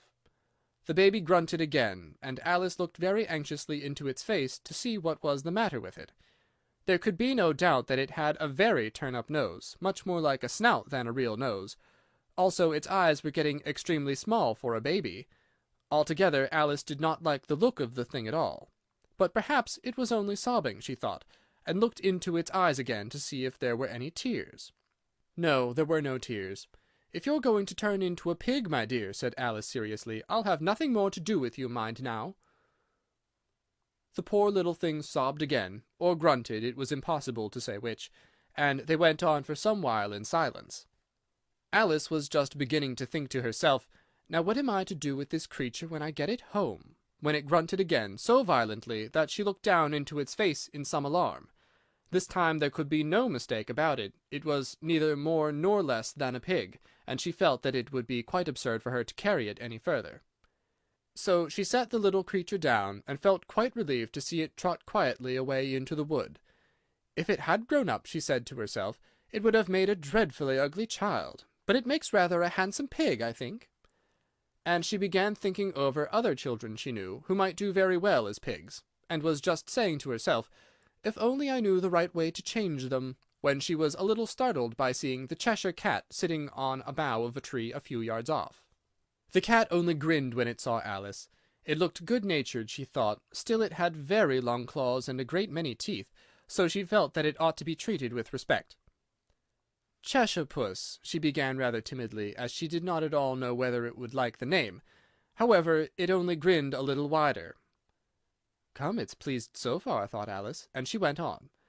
Would you tell me, please, which way I ought to go from here? That depends a good deal on where you want to go, said the cat. I don't much care where, said Alice. Then it doesn't matter which way you go, said the cat. So long as I get somewhere, Alice added as an explanation. Oh, you're sure to do that, said the cat, if only you walk long enough. Alice felt that this could not be denied, so she tried another question. What sort of people live about here? In that direction, the cat said, waving its right paw round, lives a hatter, and in that direction, waving the other paw, lives a March hare. Visit either you like, they're both mad. But I don't want to go among mad people, Alice remarked. Oh, you can't help that, said the cat. We're all mad here. I'm mad. You're mad. How do you know I'm mad? Said Alice. You must be, said the cat, or you wouldn't have come here. Alice didn't think that proved it at all. However, she went on. And how do you know that you're mad? To begin with, said the cat, a dog's not mad. You grant that? I suppose so, said Alice. Well, then, the cat went on, you see, a dog growls when it's angry, and wags its tail when it's pleased. Now I growl when I'm pleased, and wag my tail when I'm angry. Therefore I'm mad." "I call it purring, not growling," said Alice. "Call it what you like," said the cat. "Do you play croquet with the Queen to-day?" "I should like it very much," said Alice, "but I haven't been invited yet." "You'll see me there," said the cat, and vanished. Alice was not much surprised at this. She was getting so used to queer things happening. While she was looking at the place where it had been, it suddenly appeared again. "By the by, what became of the baby?" said the cat. "I'd nearly forgotten to ask." "It turned into a pig," Alice quietly said, just as if it had come back in a natural way. "I thought it would," said the cat, and vanished again. Alice waited a little, half expecting to see it again, but it did not appear, and after a minute or two she walked on in the direction in which the March Hare was said to live. "I've seen hatters before," she said to herself. "The March Hare will be much the most interesting, and perhaps as this is May, it won't be raving mad. At least, not so mad as it was in March." As she said this, she looked up, and there was the cat again, sitting on the branch of a tree. "Did you say pig or fig?" said the cat. "I said pig," replied Alice, "and I wish you wouldn't keep appearing and vanishing so suddenly. You make one quite giddy." "All right," said the cat, and this time it vanished quite slowly, beginning with the end of the tail, and ending with the grin, which remained some time after the rest of it had gone. "Well, I've often seen a cat without a grin," thought Alice, "but a grin without a cat, it's the most curious thing I ever saw in all my life." She had not gone much farther before she came in sight of the house of the March Hare. She thought it must be the right house, because the chimneys were shaped like ears, and the roof was thatched with fur. It was so large a house that she did not like to go nearer till she had nibbled some more of the left-hand bit of mushroom, and raised herself to about 2 feet high. Even then she walked up towards it rather timidly, saying to herself, "Suppose it should be raving mad after all. I almost wish I'd gone to see the Hatter instead." A Mad Tea Party. There was a table set out under a tree in front of the house, and the March Hare and the Hatter were having tea at it. A dormouse was sitting between them, fast asleep, and the other two were using it as a cushion, resting their elbows on it, and talking over its head. "Very uncomfortable for the dormouse," thought Alice, "only as it's asleep, suppose it doesn't mind." The table was a large one, but the three were all crowded together at one corner of it. "No room! No room!" they cried out when they saw Alice coming. "There's plenty of room," said Alice indignantly, and she sat down in a large armchair at one end of the table.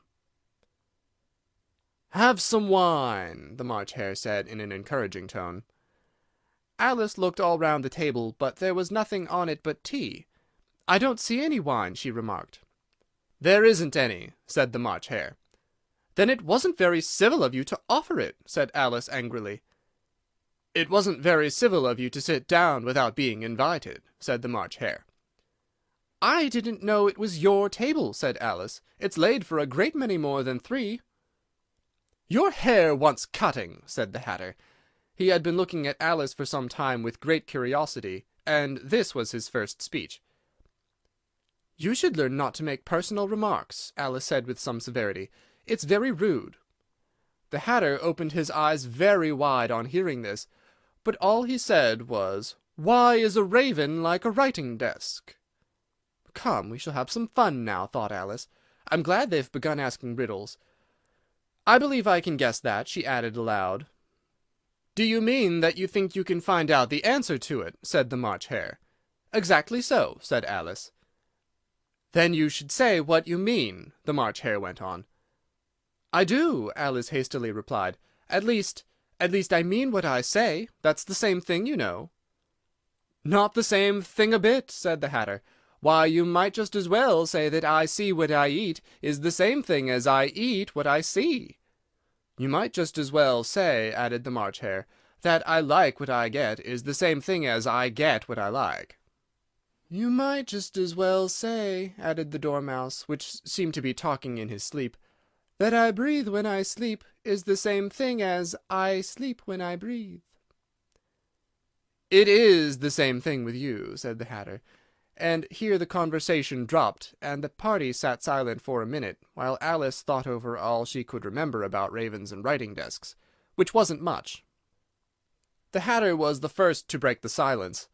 "What day of the month is it?" he said, turning to Alice.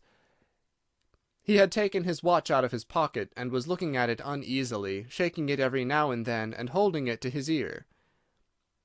Alice considered a little, and then said, "The 4th." "2 days wrong," sighed the Hatter. "I told you butter would not suit the works," he added, looking angrily at the March Hare. "It was the best butter," the March Hare meekly replied. "Yes, but some crumbs must have got in as well," the Hatter grumbled. "You shouldn't have put it in with the bread knife."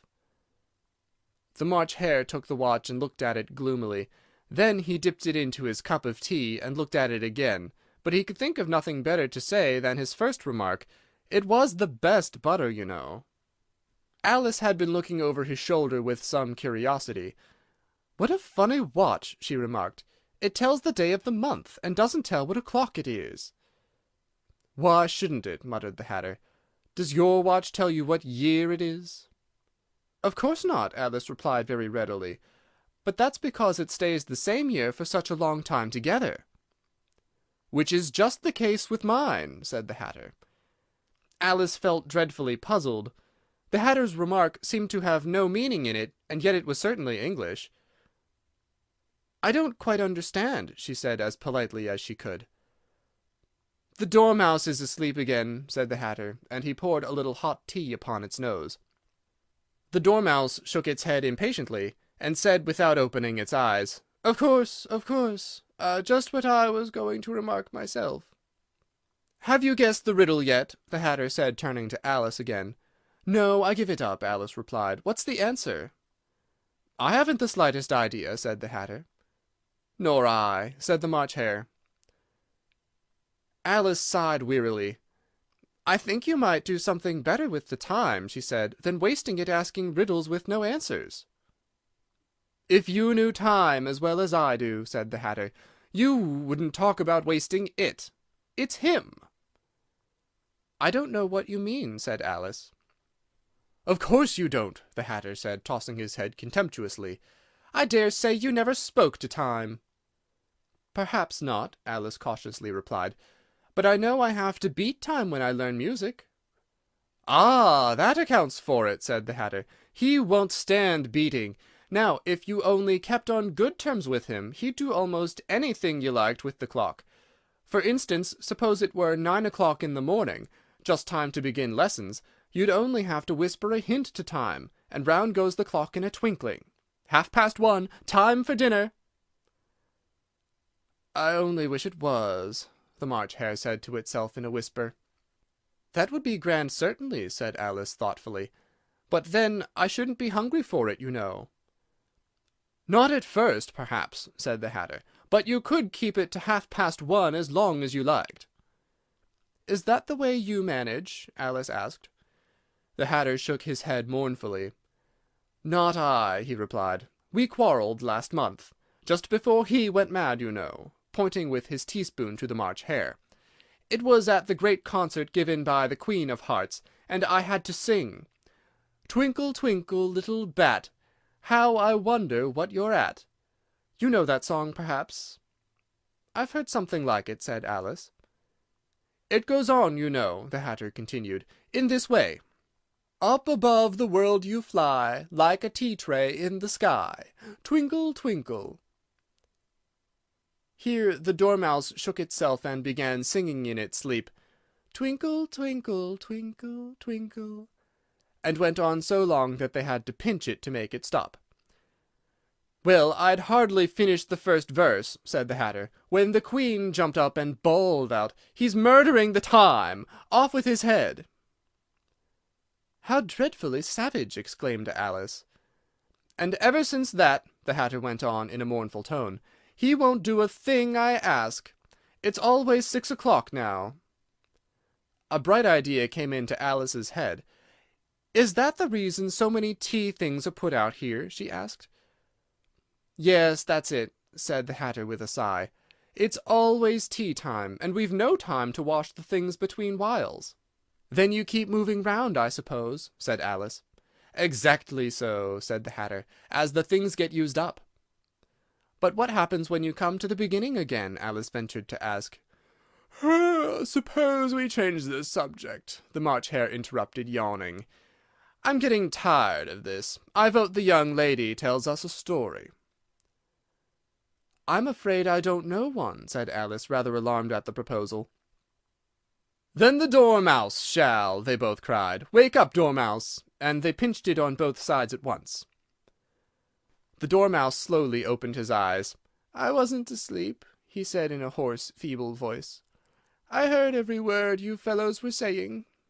"Tell us a story," said the March Hare. "Yes, please do," pleaded Alice. "And be quick about it," added the Hatter, "or you'll be asleep again before it's done." "Once upon a time there were 3 little sisters," the Dormouse began in a great hurry, "and their names were Elsie, Lacie, and Tilly, and they lived at the bottom of a well." "What did they live on?" said Alice, who always took a great interest in questions of eating and drinking. "They lived on treacle," said the Dormouse, after thinking a minute or two. "They couldn't have done that, you know," Alice gently remarked. "They'd have been ill." "So they were," said the Dormouse, "very ill." Alice tried a little to fancy to herself what such an extraordinary way of living would be like, but it puzzled her too much, so she went on. "But why did they live at the bottom of a well?" "Take some more tea," the March Hare said to Alice very earnestly. "I've had nothing yet," Alice replied in an offended tone, "so I can't take more." "You mean you can take less," said the Hatter. "It's very easy to take more than nothing." "Nobody asked your opinion," said Alice. "Who's making personal remarks now?" the Hatter asked triumphantly.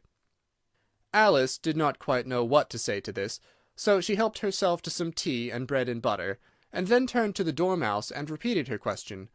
Why did they live at the bottom of a well? The Dormouse again took a minute or two to think about it, and then said, "It was a treacle well." "There's no such thing," Alice was beginning very angrily, but the Hatter and the March Hare went "Shh!" and the Dormouse sulkily remarked, "If you can't be civil, you'd better finish the story for yourself." "No, please go on," Alice said very humbly. "I won't interrupt you again. I dare say there may be one."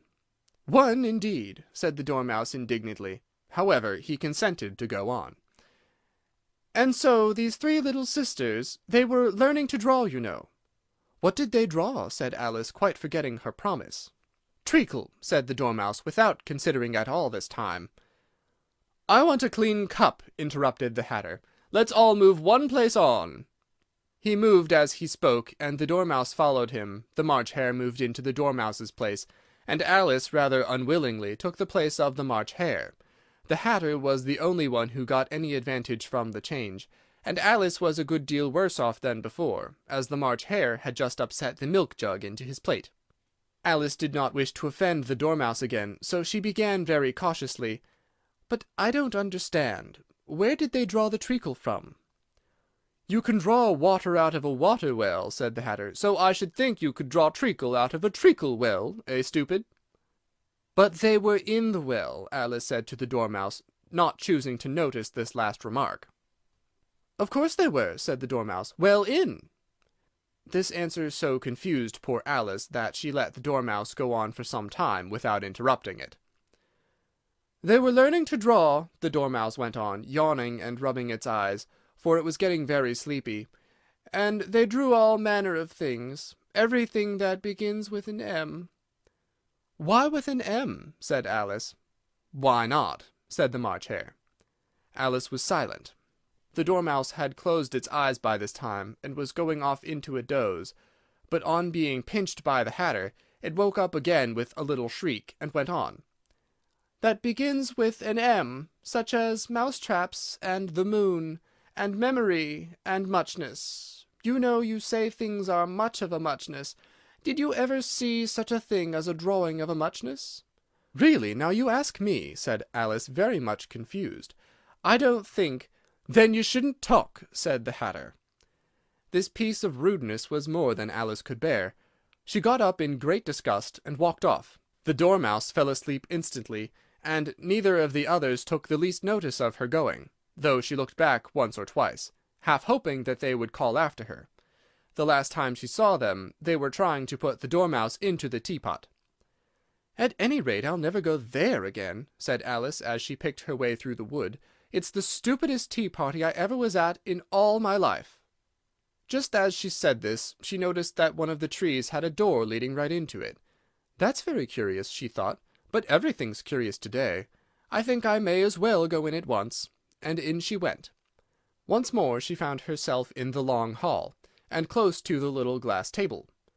"Now I'll manage better this time," she said to herself, and began by taking the little golden key, and unlocking the door that led into the garden. Then she set to work nibbling at the mushroom. She had kept a piece of it in her pocket, till she was about a foot high.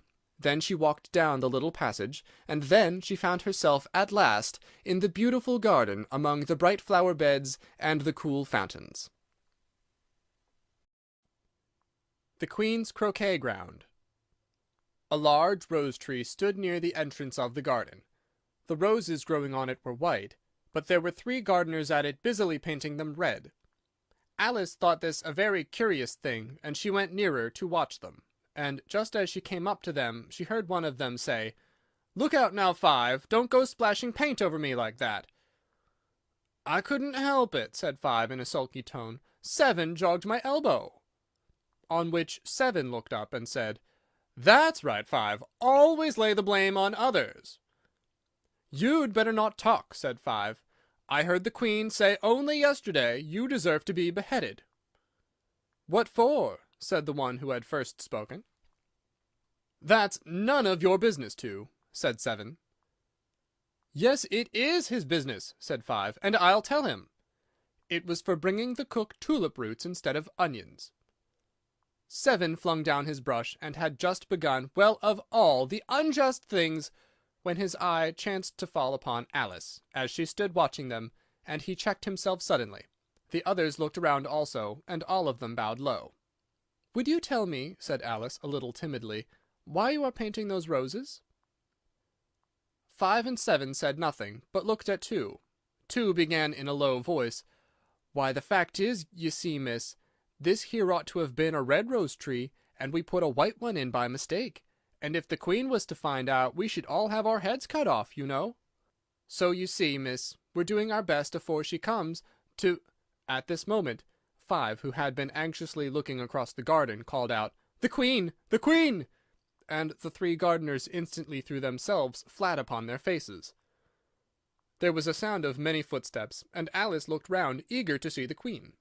First came 10 soldiers carrying clubs. These were all shaped like the 3 gardeners, oblong and flat, with their hands and feet at the corners. Next, the 10 courtiers. These were ornamented all over with diamonds, and walked 2 and 2, as the soldiers did. After these came the royal children. There were 10 of them, and the little dears came jumping merrily along hand in hand, in couples. They were all ornamented with hearts.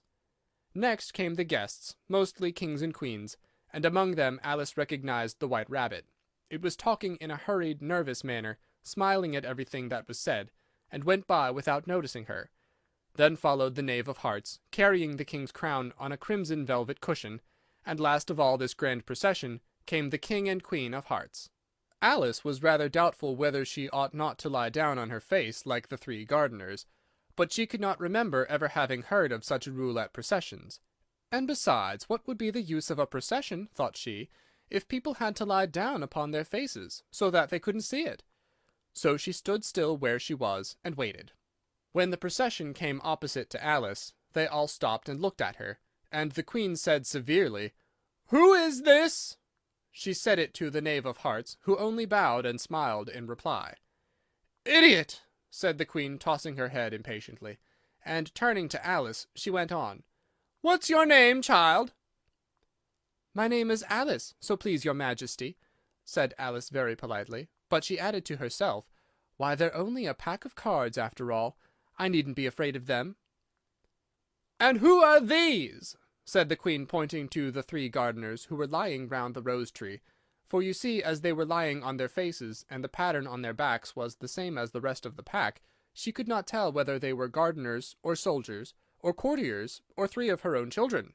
"How should I know?" said Alice, surprised at her own courage. "It's no business of mine." The Queen turned crimson with fury, and after glaring at her for a moment like a wild beast, screamed, "Off with her head! Off!" "Nonsense!" said Alice very loudly and decidedly, and the Queen was silent. The King laid his hand upon her arm, and timidly said, "Consider, my dear, she is only a child." The Queen turned angrily away from him, and said to the Knave, "Turn them over!" The Knave did so very carefully with one foot. "Get up!" said the Queen in a shrill, loud voice, and the 3 gardeners instantly jumped up and began bowing to the King, the Queen, the royal children, and everybody else. "Leave off that!" screamed the Queen. "You make me giddy!" And then, turning to the rose tree, she went on, "What have you been doing here?"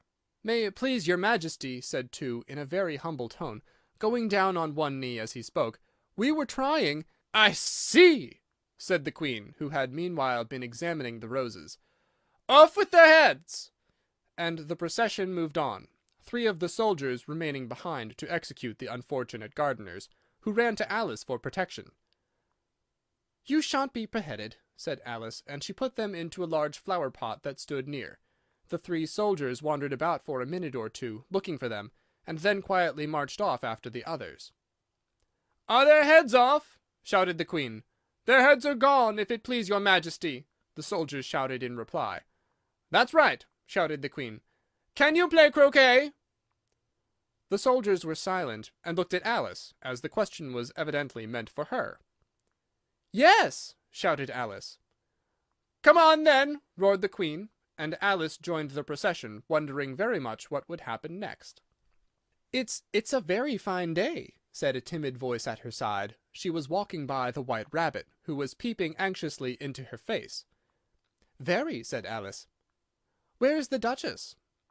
"Hush, hush!" said the Rabbit in a low, hurried tone. He looked anxiously over his shoulder as he spoke, and then raised himself upon tiptoe, put his mouth close to her ear, and whispered, "She's under sentence of execution." "What for?" said Alice. "Did you say what a pity?" the Rabbit asked. "No, I didn't," said Alice. "I don't think it's at all a pity. I said what for." "She boxed the Queen's ears," the Rabbit began. Alice gave a little scream of laughter. "Oh, hush!" the Rabbit whispered in a frightened tone. "The Queen will hear you. You see, she came rather late, and the Queen said—" "Get to your places!" shouted the Queen in a voice of thunder, and people began running about in all directions, tumbling up against each other. However, they got settled down in a minute or 2, and the game began. Alice thought she had never seen such a curious croquet ground in all her life. It was all ridges and furrows. The balls were live hedgehogs, the mallets live flamingos, and the soldiers had to double themselves up and to stand upon their hands and feet to make the arches. The chief difficulty Alice found at first was in managing her flamingo. She succeeded in getting its body tucked away, comfortably enough, under her arm, with its legs hanging down, but generally, just as she had got its neck nicely straightened out, and was going to give the hedgehog a blow with its head, it would twist itself round and look up in her face, with such a puzzled expression that she could not help bursting out laughing. And when she had got its head down, and was going to begin again, it was very provoking to find that the hedgehog had unrolled itself and was in the act of crawling away. Besides all this, there was generally a ridge or a furrow in the way wherever she wanted to send the hedgehog to, and as the doubled-up soldiers were always getting up and walking off to other parts of the ground, Alice soon came to the conclusion that it was a very difficult game indeed.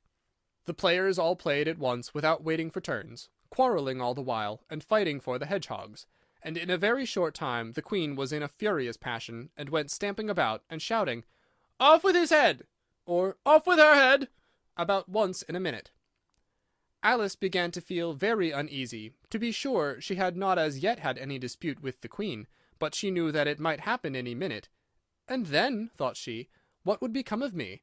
They're dreadfully fond of beheading people here. The great wonder is that there's anyone left alive."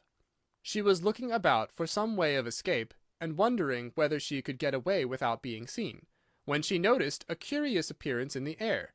It puzzled her very much at first, but after watching it a minute or 2, she made it out to be a grin, and she said to herself, "It's the Cheshire Cat. Now I shall have somebody to talk to." "How are you getting on?" said the cat, as soon as there was mouth enough for it to speak with. Alice waited till the eyes had appeared, and then nodded. "It's no use speaking to it," she thought, "until its ears have come, or at least one of them." In another minute the whole head appeared, and then Alice put down her flamingo, and began an account of the game, feeling very glad she had some one to listen to her. The cat seemed to think that there was enough of it now in sight, and no more of it appeared. "I don't think they play at all fairly," Alice began in a rather complaining tone. "And they all quarrel so dreadfully one can't hear oneself speak, and they don't seem to have any rules in particular. At least, if there are, nobody attends to them. And you've no idea how confusing it is, all the things being alive. For instance, there's the arch I've got to go through next, walking about at the other end of the ground. And I should have croqueted the Queen's hedgehog just now, only it ran away when it saw mine coming." "How do you like the Queen?" said the cat in a low voice.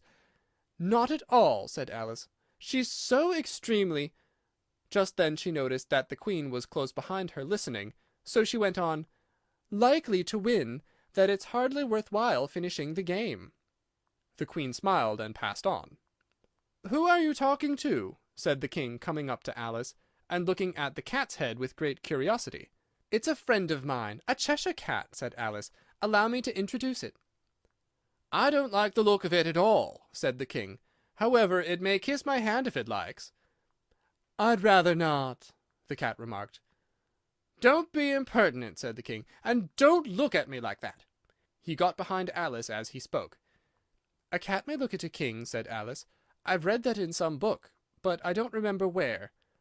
"Well, it must be removed," said the King very decidedly, and he called to the Queen, who was passing at the moment. "My dear, I wish you would have this cat removed." The Queen had only one way of settling all difficulties, great or small. "Off with his head!" she said, without even looking round. "I'll fetch the executioner myself," said the King eagerly, and he hurried off. Alice thought she might as well go back and see how the game was going on, as she heard the Queen's voice in the distance, screaming with passion. She had already heard her sentence 3 of the players to be executed for having missed their turns, and she did not like the look of things at all, as the game was in such confusion that she never knew whether it was her turn or not. So she went in search of her hedgehog. The hedgehog was engaged in a fight with another hedgehog, which seemed to Alice an excellent opportunity for croqueting one of them with the other. The only difficulty was that her flamingo was gone across to the other side of the garden, where Alice could see it trying, in a helpless sort of way, to fly up into one of the trees. By the time she had caught the flamingo and brought it back, the fight was over, and both the hedgehogs were out of sight. "But it doesn't matter much," thought Alice, "as all the arches are gone from this side of the ground." So she tucked it under her arm, that it might not escape again, and went back for a little more conversation with her friend. When she got back to the Cheshire Cat, she was surprised to find quite a large crowd collected round it. There was a dispute going on between the executioner, the King, and the Queen, who were all talking at once, while all the rest were quite silent, and looked very uncomfortable. The moment Alice appeared, she was appealed to by all 3 to settle the question, and they repeated their arguments to her, though, as they all spoke at once, she found it very hard indeed to make out exactly what they said. The executioner's argument was, that you couldn't cut off a head unless there was a body to cut it off from, that he had never had to do such a thing before, and he wasn't going to begin at his time of life. The King's argument was, that anything that had a head could be beheaded, and that you weren't to talk nonsense. The Queen's argument was, that if something wasn't done about it in less than no time, she'd have everybody executed all round. It was this last remark that had made the whole party look so grave and anxious. Alice could think of nothing else to say but, "It belongs to the Duchess. You'd better ask her about it." "She's in prison," the Queen said to the executioner. "Fetch her here." And the executioner went off like an arrow. The cat's head began fading away the moment he was gone, and by the time he had come back with the Duchess, it had entirely disappeared. So the King and the executioner ran wildly up and down looking for it, while the rest of the party went back to the game. The Mock Turtle's Story. "You can't think how glad I am to see you again, you dear old thing," said the Duchess, as she tucked her arm affectionately into Alice's, and they walked off together. Alice was very glad to find her in such a pleasant temper, and thought to herself that perhaps it was only the pepper that had made her so savage when they met in the kitchen. "When I'm a duchess," she said to herself, not in a very hopeful tone, though, "I won't have any pepper in my kitchen at all. Soup does very well without. Maybe it's always pepper that makes people hot-tempered," she went on, very much pleased at having found out a new kind of rule, "and vinegar that makes them sour, and chamomile that makes them bitter, and barley sugar and such things that make children sweet-tempered. I only wish people knew that, then they wouldn't be so stingy about it, you know." She had quite forgotten the Duchess by this time, and was a little startled when she heard her voice close to her ear. "You're thinking about something, my dear, and that makes you forget to talk. I can't tell you just now what the moral of that is, but I shall remember it in a bit." "Perhaps it hasn't one," Alice ventured to remark. "Tut, tut, child," said the Duchess. "Everything's got a moral, if only you can find it." And she squeezed herself up closer to Alice's side as she spoke. Alice did not much like her keeping so close to her, first because the Duchess was very ugly, and secondly because she was exactly the right height to rest her chin on Alice's shoulder, and it was an uncomfortably sharp chin. However, she did not like to be rude, so she bore it as well as she could. "The game's going on rather better now," she said by the way of keeping up the conversation a little. "'Tis so," said the Duchess, "and the moral of that is, oh, 'tis love that makes the world go round." "Somebody said," Alice whispered, "that it's done by everybody minding their own business." "Ah, well, it means much the same thing," said the Duchess, digging her sharp little chin into Alice's shoulder as she added, "and the moral of that is, take care of the sense, and the sounds will take care of themselves." "How fond she is of finding morals in things," Alice thought to herself. "I dare say you're wondering why I don't put my arm round your waist," the Duchess said after a pause. "The reason is that I'm doubtful about the temper of your flamingo. Shall I try the experiment?" "He might bite," Alice cautiously replied, not feeling at all anxious to have the experiment tried. "Very true," said the Duchess. "Flamingos and mustard both bite, and the moral of that is, birds of a feather flock together." "Only mustard isn't a bird," Alice remarked. "Right, as usual," said the Duchess. "What a clever way you have of putting things." "It's a mineral, I think," said Alice. "Of course it is," said the Duchess, who seemed ready to agree to everything that Alice said. "There's a large mustard mine near here, and the moral of that is, the more there is of mine, the less there is of yours." "Oh, I know!" exclaimed Alice, who had not attended to this last remark. "It's a vegetable. It doesn't look like one, but it is." "I quite agree with you," said the Duchess. "And the moral of that is, be what you would seem to be, or if you'd like it put more simply, never imagine yourself not to be otherwise than what it might appear to others that what you were, or might have been, was not otherwise than what you had been would have appeared to them to be otherwise." "I think I should understand that better," Alice said very politely, "if I had it written down, but I can't quite follow it as you say it." "That's nothing to what I could say if I chose," the Duchess replied in a pleased tone. "Pray, don't trouble yourself to say it any longer than that," said Alice. "Oh, don't talk about trouble," said the Duchess. "I make you a present of everything I've said as yet." "A cheap sort of present," thought Alice. "I'm glad they don't give birthday presents like that." But she did not venture to say it out loud. "Thinking again?" the Duchess asked with another dig of her sharp little chin. "I've a right to think," said Alice sharply, for she was beginning to feel a little worried. "Just about as much right," said the Duchess, "as pigs have to fly, and the—" But here, to Alice's great surprise, the Duchess's voice died away, even in the middle of her favorite word, moral, and the arm that was linked into hers began to tremble. Alice looked up, and there stood the Queen in front of them, with her arms folded, frowning like a thunderstorm. "A fine day, your Majesty," the Duchess began in a low, weak voice. "Now I give you fair warning," shouted the Queen, stamping on the ground as she spoke. "Either you or your head must be off, and that in about half no time. Take your choice." The Duchess took her choice, and was gone in a moment. "Let's go on with the game," the Queen said to Alice, and Alice was too much frightened to say a word, but slowly followed her back to the croquet ground. The other guests had taken advantage of the Queen's absence, and were resting in the shade. However, the moment they saw her, they hurried back to the game, the Queen merely remarking that a moment's delay would cost them their lives. All the time they were playing, the Queen never left off quarrelling with the other players, and shouting, "Off with his head!" or "Off with her head!" Those whom she sentenced were taken into custody by the soldiers, who of course had to leave off being arches to do this, so that by the end of half an hour or so there were no arches left, and all the players, except the King, the Queen, and Alice, were in custody and under sentence of execution. Then the Queen left off, quite out of breath, and said to Alice, "Have you seen the Mock Turtle yet?" "No," said Alice, "I don't even know what a mock turtle is." "It's the thing mock turtle soup is made from," said the Queen. "I never saw one, or heard of one," said Alice. "Come on, then," said the Queen, "and he shall tell you his history." As they walked off together, Alice heard the King say in a low voice to the company generally, "You're all pardoned." "Come, that's a good thing," she said to herself, for she had felt quite unhappy at the number of executions the Queen had ordered. They very soon came upon a griffin lying fast asleep in the sun. If you don't know what a griffin is, look at the picture. "Up, lazy thing!" said the Queen, "and take this young lady to see the Mock Turtle, and to hear his history. I must go back and see after some executions I have ordered." And she walked off, leaving Alice alone with the griffin.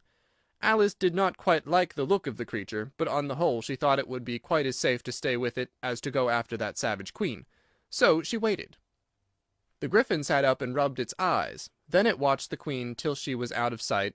Then it chuckled. "What fun!" said the griffin, half to itself, half to Alice. "What is the fun?" said Alice. "Why, she," said the griffin. "It's all her fancy, that. They never executes nobody, you know. Come on." "Everybody says come on here," thought Alice, as she went slowly after it. "I never was so ordered about in my life. Never." They had not gone so far before they saw the Mock Turtle in the distance, sitting sad and lonely on a little ledge of a rock, and as they came nearer, Alice could hear him sighing as if his heart would break. She pitied him deeply. "What is his sorrow?" she asked the griffin, and the griffin answered very nearly in the same words as before. "It's all his fancy, that. He hasn't got no sorrow, you know. Come on." So they went up to the Mock Turtle, who looked at them with large eyes full of tears, but said nothing. "This here young lady," said the griffin, "she wants to know your history, she do." "I'll tell it her," said the Mock Turtle in a deep, hollow tone. "Sit down, both of you, and don't speak a word till I've finished." So they sat down, and nobody spoke for some minutes. Alice thought to herself, "I don't see how he can ever finish if he doesn't begin." But she waited patiently. "Once," said the Mock Turtle at last, with a deep sigh, "I was a real turtle." These words were followed by a very long silence, broken only by an occasional exclamation of from the griffin, and the constant heavy sobbing of the Mock Turtle. Alice was very nearly getting up and saying, "Thank you, sir, for your interesting story," but she could not help thinking there must be more to come, so she sat still and said nothing. "When we were little," the Mock Turtle went on at last, more calmly, though still sobbing a little now and then, "we went to school in the sea. The master was an old turtle. We used to call him Tortoise." "Why did you call him Tortoise if he wasn't one?" Alice asked.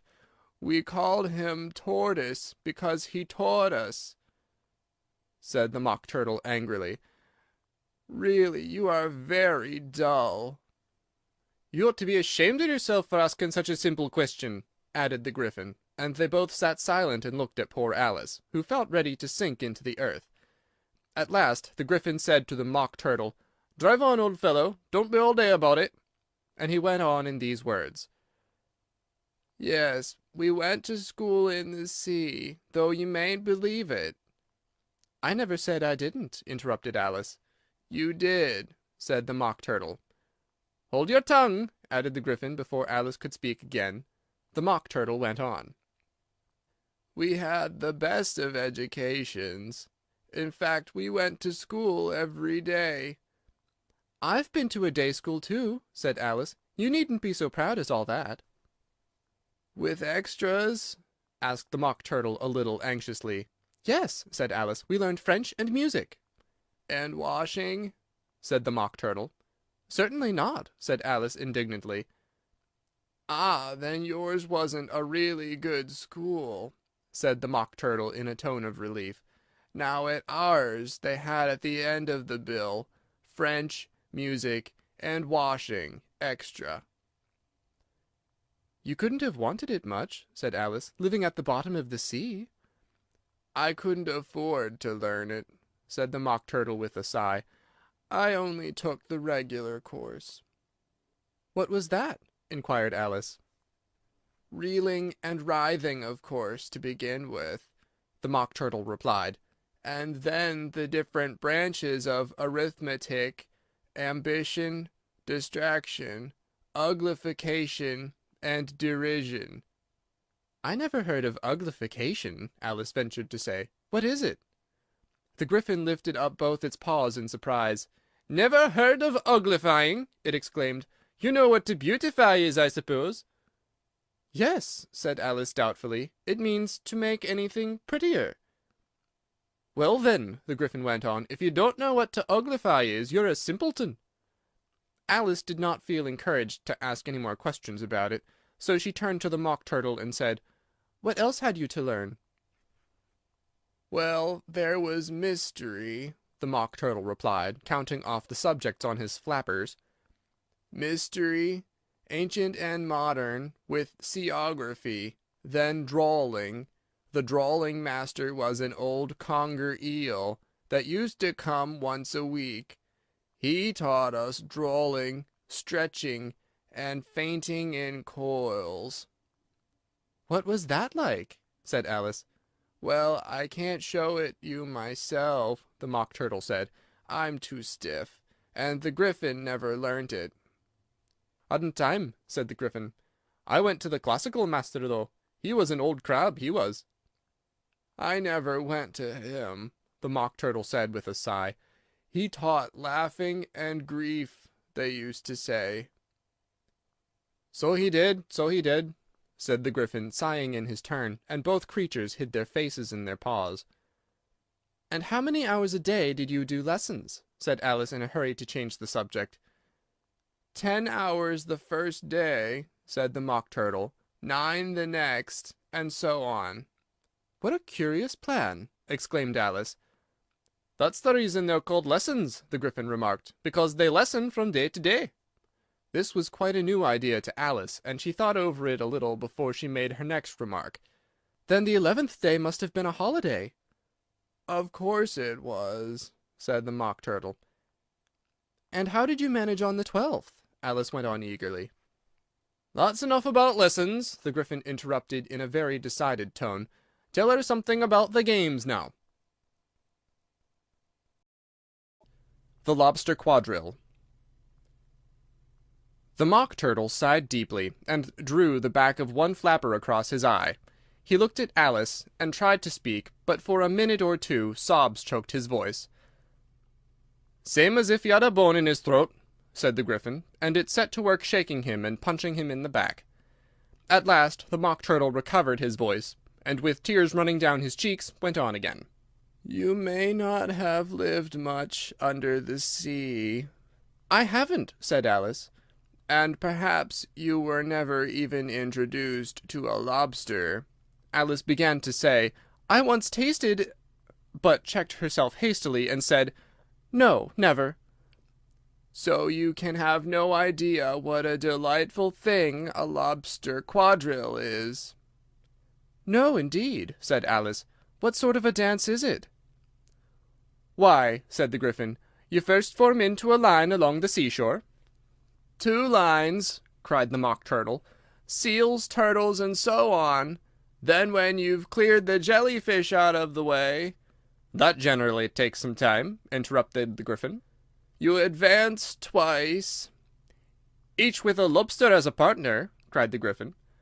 "Of course," the Mock Turtle said. "Advance twice, set to partners, change lobsters, and retire in the same order," continued the Gryphon. "Then, you know," the Mock Turtle went on, "you throw the lobsters," shouted the Gryphon, with a bound into the air, "as far out to sea as you can." "Swim after them!" screamed the Gryphon. "Turn a somersault in the sea," cried the Mock Turtle, capering wildly about. "Change lobsters again," yelled the Gryphon. "Back to land again, and—" "That's all the first figure," said the Mock Turtle, suddenly dropping his voice, and the two creatures, who had been jumping about like mad things all this time, sat down again very sadly and quietly, and looked at Alice. "It must be a very pretty dance," said Alice timidly. "Would you like to see a little of it?" said the Mock Turtle. "Very much indeed," said Alice. "Come, let's try the first figure," said the Mock Turtle to the Gryphon. "We can do it without lobsters, you know. Which shall sing?" "Oh, you sing," said the Gryphon. "I've forgotten the words." So they began solemnly dancing round and round Alice, every now and then treading on her toes when they passed too close, and waving their forepaws to mark the time, while the Mock Turtle sang this, very slowly and sadly. "Will you walk a little faster?" said a whiting to a snail. "There's a porpoise close behind us, and he's treading on my tail. See how eagerly the lobsters and the turtles all advance. They are waiting on the shingle. Will you come and join the dance? Will you, won't you, will you, won't you, will you join the dance? Will you, won't you, will you, won't you join the dance? You really have no notion how delightful it will be when they take us up and throw us with the lobsters out to sea." But the snail replied, too far, and gave a look askance. Said he thanked the whiting kindly, but he would not join the dance. Would not, could not, would not, could not join the dance. Would not, could not, would not, could not join the dance. "What matters it how far we go?" his scaly friend replied. "There is another shore, you know, upon the other side. The further off from England the nearer is to France. Then turn not pale, beloved snail, but come and join the dance. Will you, won't you, will you, won't you, will you join the dance? Will you, won't you, will you, won't you join the dance?" "Thank you. It's a very interesting dance to watch," said Alice, feeling very glad it was over at last. "And I do so like that curious song about the whiting." "Oh, as to the whiting," said the Mock Turtle, you've seen them, of course." "Yes," said Alice, "I've often seen them at She checked herself hastily. "I don't know where Din may be," said the Mock Turtle, "but if you've seen them so often, of course you know what they are like." "I believe so," Alice replied thoughtfully. "They have their tails in their mouths, and they're all over crumbs." "You're wrong about the crumbs," said the Mock Turtle. "Crumbs would all wash off in the sea. But they have their tails in their mouths. And the reason is—" Here the Mock Turtle yawned and shut his eyes. "Tell her about the reason and all that," he said to the Gryphon. "The reason is," said the Gryphon, "that they would go with the lobsters to the dance, so they got thrown out to sea. So they had to fall a long way. So they got their tails fast in their mouths, so they couldn't get them out again. That's all." "Thank you," said Alice. "It's very interesting. I never knew so much about a whiting before." "I can tell you more than that if you like," said the Gryphon. "Do you know why it's called a whiting?" "I never thought about it," said Alice. "Why?" "It does the boots and shoes," the Gryphon replied very solemnly. Alice was thoroughly puzzled. "Does the boots and shoes," she repeated in a wondering tone. "Why, what are your shoes done with?" said the Gryphon. "I mean, what makes them so shiny?" Alice looked down at them, and considered a little before she gave her answer. "They're done with blacking, I believe." Boots and shoes under the sea, the Gryphon went on in a deep voice, are done with whiting. Now you know. And what are they made of? Alice asked in a tone of great curiosity. Soles and eels, of course, the Gryphon replied rather impatiently. Any shrimp could have told you that. If I'd been the whiting, said Alice, whose thoughts were still running on the song, I'd have said to the porpoise, keep back, please, we don't want you with us. They were obliged to have him with them, the Mock Turtle said. No wise fish would go anywhere without a porpoise. Wouldn't it really? Said Alice in a tone of great surprise. Of course not, said the Mock Turtle. Why, if a fish came to me and told me he was going a journey, I should say, with what porpoise? Don't you mean purpose? Said Alice. I mean what I say, the Mock Turtle replied in an offended tone, and the Gryphon added, Come, let's hear some of your adventures. I could tell you my adventures, beginning from this morning, said Alice a little timidly, but it's no use going back to yesterday, because I was a different person then. Explain all that, said the Mock Turtle. No, no, the adventures first, said the Gryphon in an impatient tone. Explanations take such a dreadful time. So Alice began telling them her adventures from the time when she first saw the White Rabbit. She was a little nervous about it just at first. The two creatures got so close to her, one on each side, and opened their eyes and mouths so very wide, but she gained courage as she went on. Her listeners were perfectly quiet till she got to the part about her repeating, You are old Father William, to the caterpillar, and the words all coming different, and then the Mock Turtle drew a long breath and said, That's very curious. It's all about as curious as it can be, said the Gryphon. It all came different, the Mock Turtle repeated thoughtfully. I should like to hear her repeat something now. Tell her to begin. He looked at the Gryphon as if he thought it had some kind of authority over Alice. Stand up and repeat, "'Tis the voice of the sluggard," said the Gryphon. How the creatures order one about, and make one repeat lessons, thought Alice. I might as well be at school at once. However, she got up and began to repeat it, but her head was so full of the lobster quadrille that she hardly knew what she was saying, and the words came very queer indeed. "'Tis the voice of the lobster," I heard him declare, "You have baked me too brown, I must sugar my hair. As a duck with its eyelids, so he with his nose trims his belt and his buttons, and turns out his toes. When the sands are all dry, he is gay as a lark, and will talk in contemptuous tones of the shark. But when the tide rises and sharks are around, his voice has a timid and tremulous sound." "That's different from what I used to say when I was a child," said the Gryphon. "Well, I never heard it before," said the Mock Turtle, "but it sounds uncommon nonsense."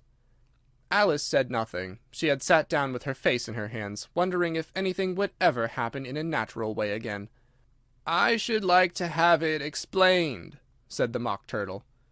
"She cannot explain it," hastily said the Gryphon. "Go on with the next verse." "But about his toes," the Mock Turtle persisted. "How could he turn them out with his nose, you know?"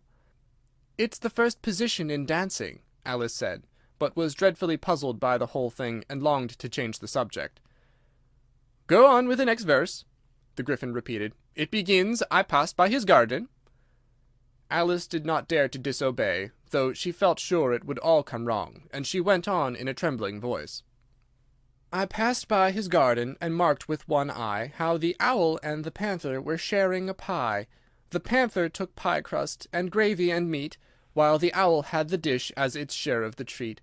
When the pie was all finished, the owl as a boon was kindly permitted to pocket the spoon, while the panther received knife and fork with a growl, and concluded the banquet by— "What is the use of repeating all that stuff," the Mock Turtle interrupted, "if you don't explain it as you go on? It's by far the most confusing thing I ever heard." "Yes, I think you'd better leave off," said the Gryphon, and Alice was only too glad to do so.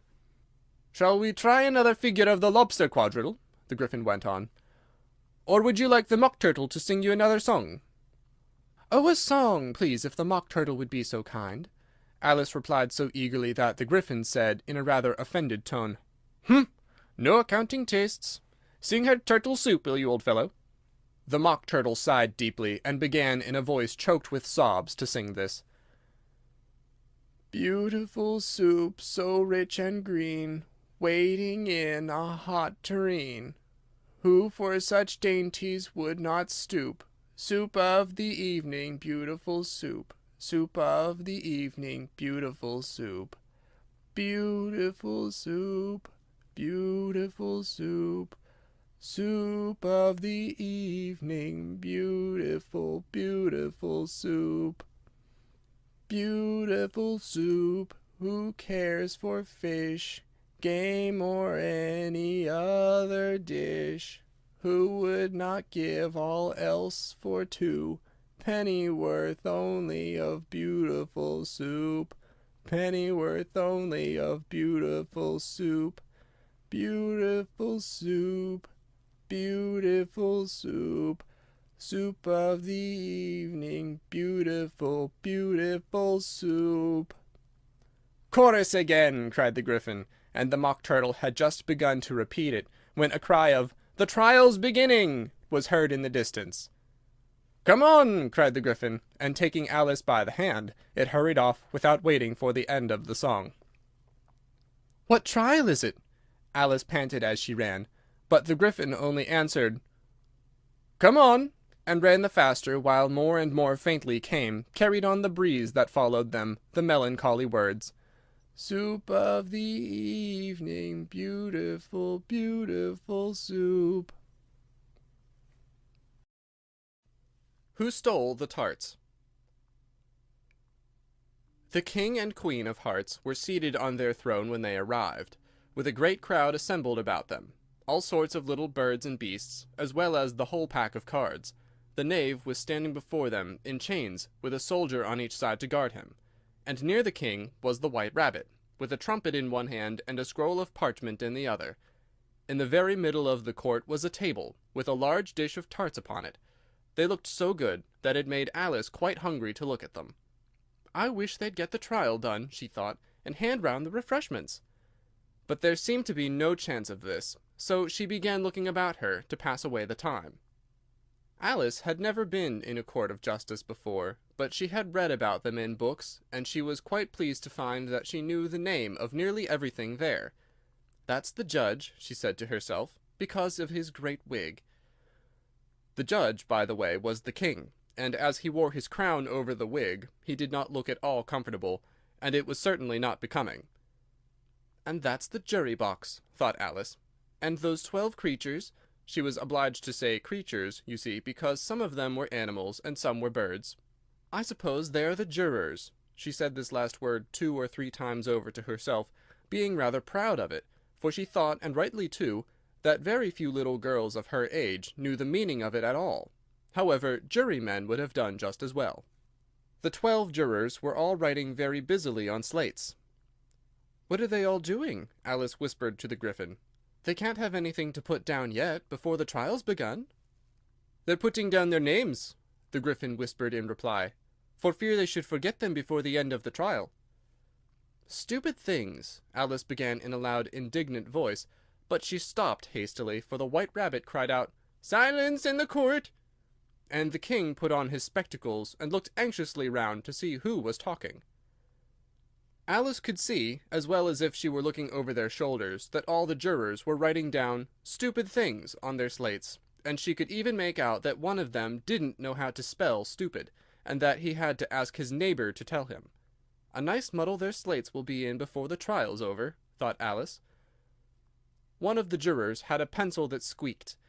This, of course, Alice could not stand, and she went round the court and got behind him, and very soon found an opportunity of taking it away.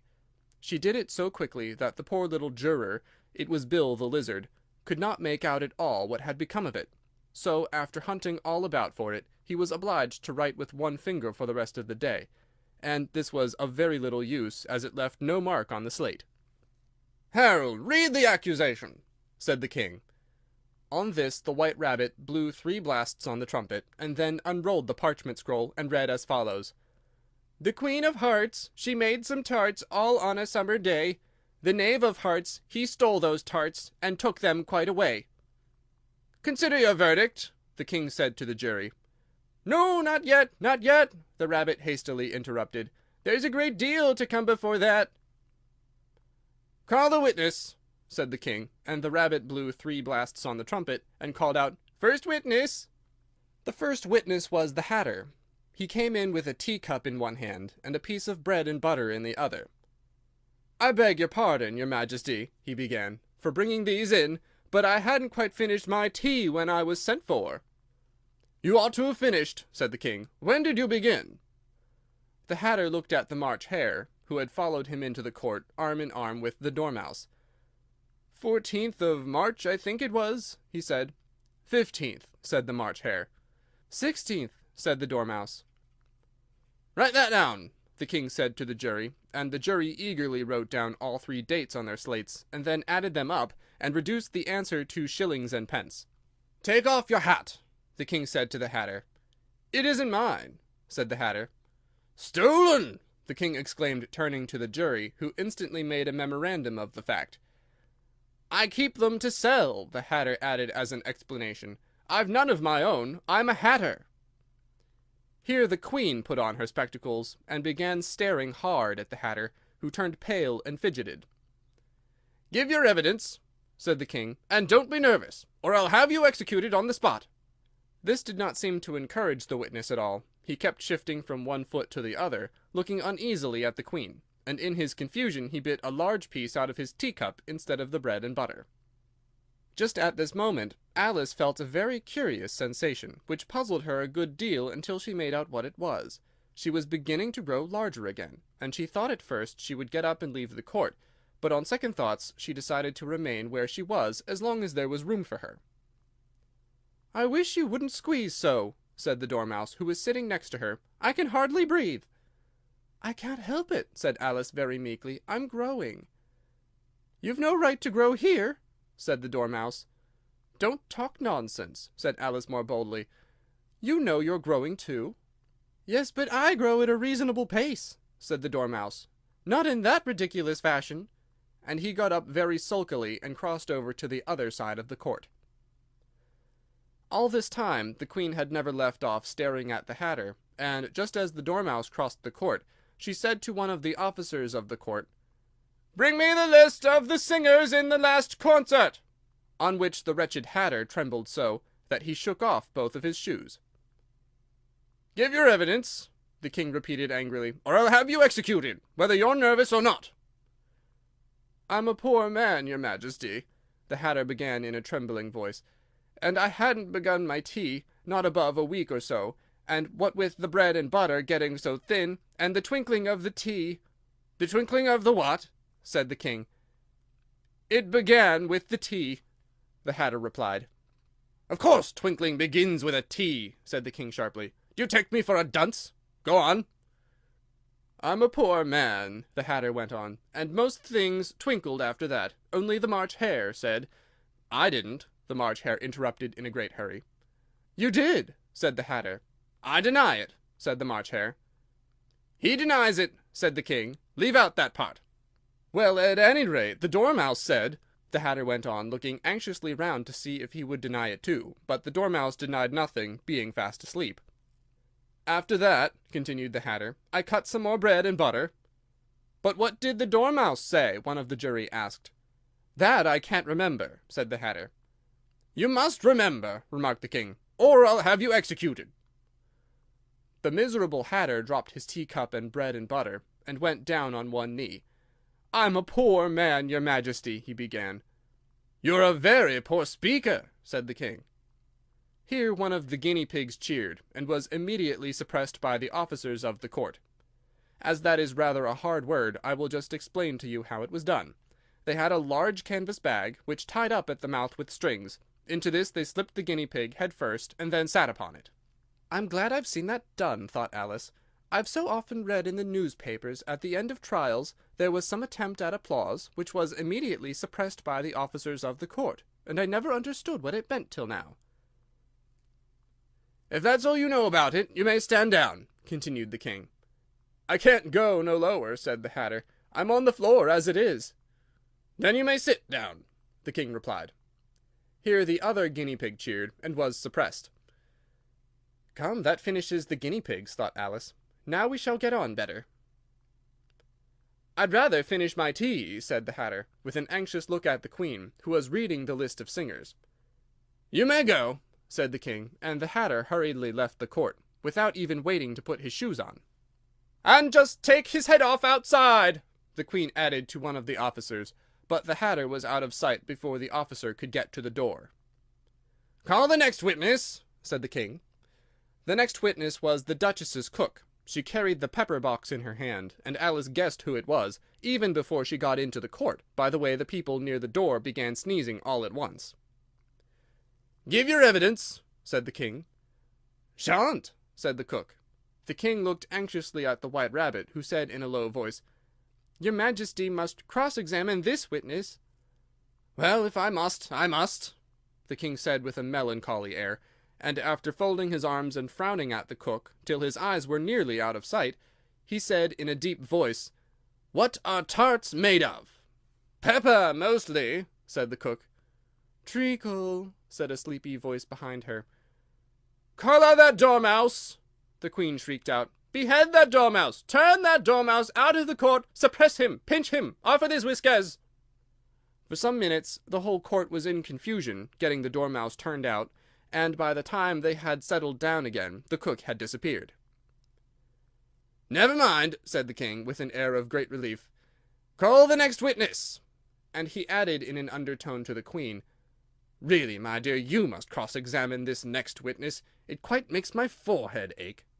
Alice watched the White Rabbit as he fumbled over the list, feeling very curious to see what the next witness would be like. "For they haven't got much evidence yet," she said to herself.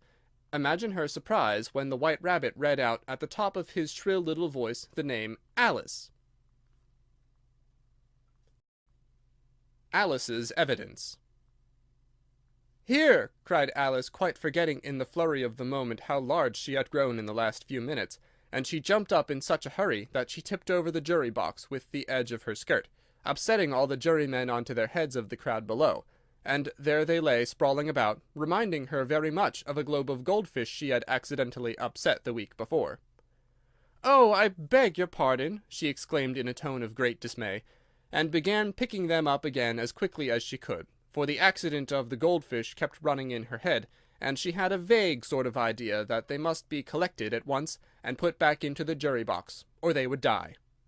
"The trial cannot proceed," said the king in a very grave voice, "until all the jurymen are back in their proper places. All," he repeated with great emphasis, looking hard at Alice as he said so. Alice looked at the jury box, and saw that in her haste she had put the lizard in head downwards, and the poor little thing was waving its tail about in a melancholy way, being quite unable to move. She soon got it out again, and put it right. "Not that it signifies much," she said to herself. "I should think it would be quite as much use in the trial one way up as the other." As soon as the jury had a little recovered from the shock of being upset, and their slates and pencils had been found and handed back to them, they set to work very diligently to write out a history of the accident, all except the lizard, who seemed too much overcome to do anything but sit with its mouth open, gazing up into the roof of the court. "What do you know about this business?" the king said to Alice. "Nothing." "Nothing whatever?" persisted the king. "Nothing whatever," said Alice. "That's very important," the king said, turning to the jury. They were just beginning to write this down on their slates, when the White Rabbit interrupted.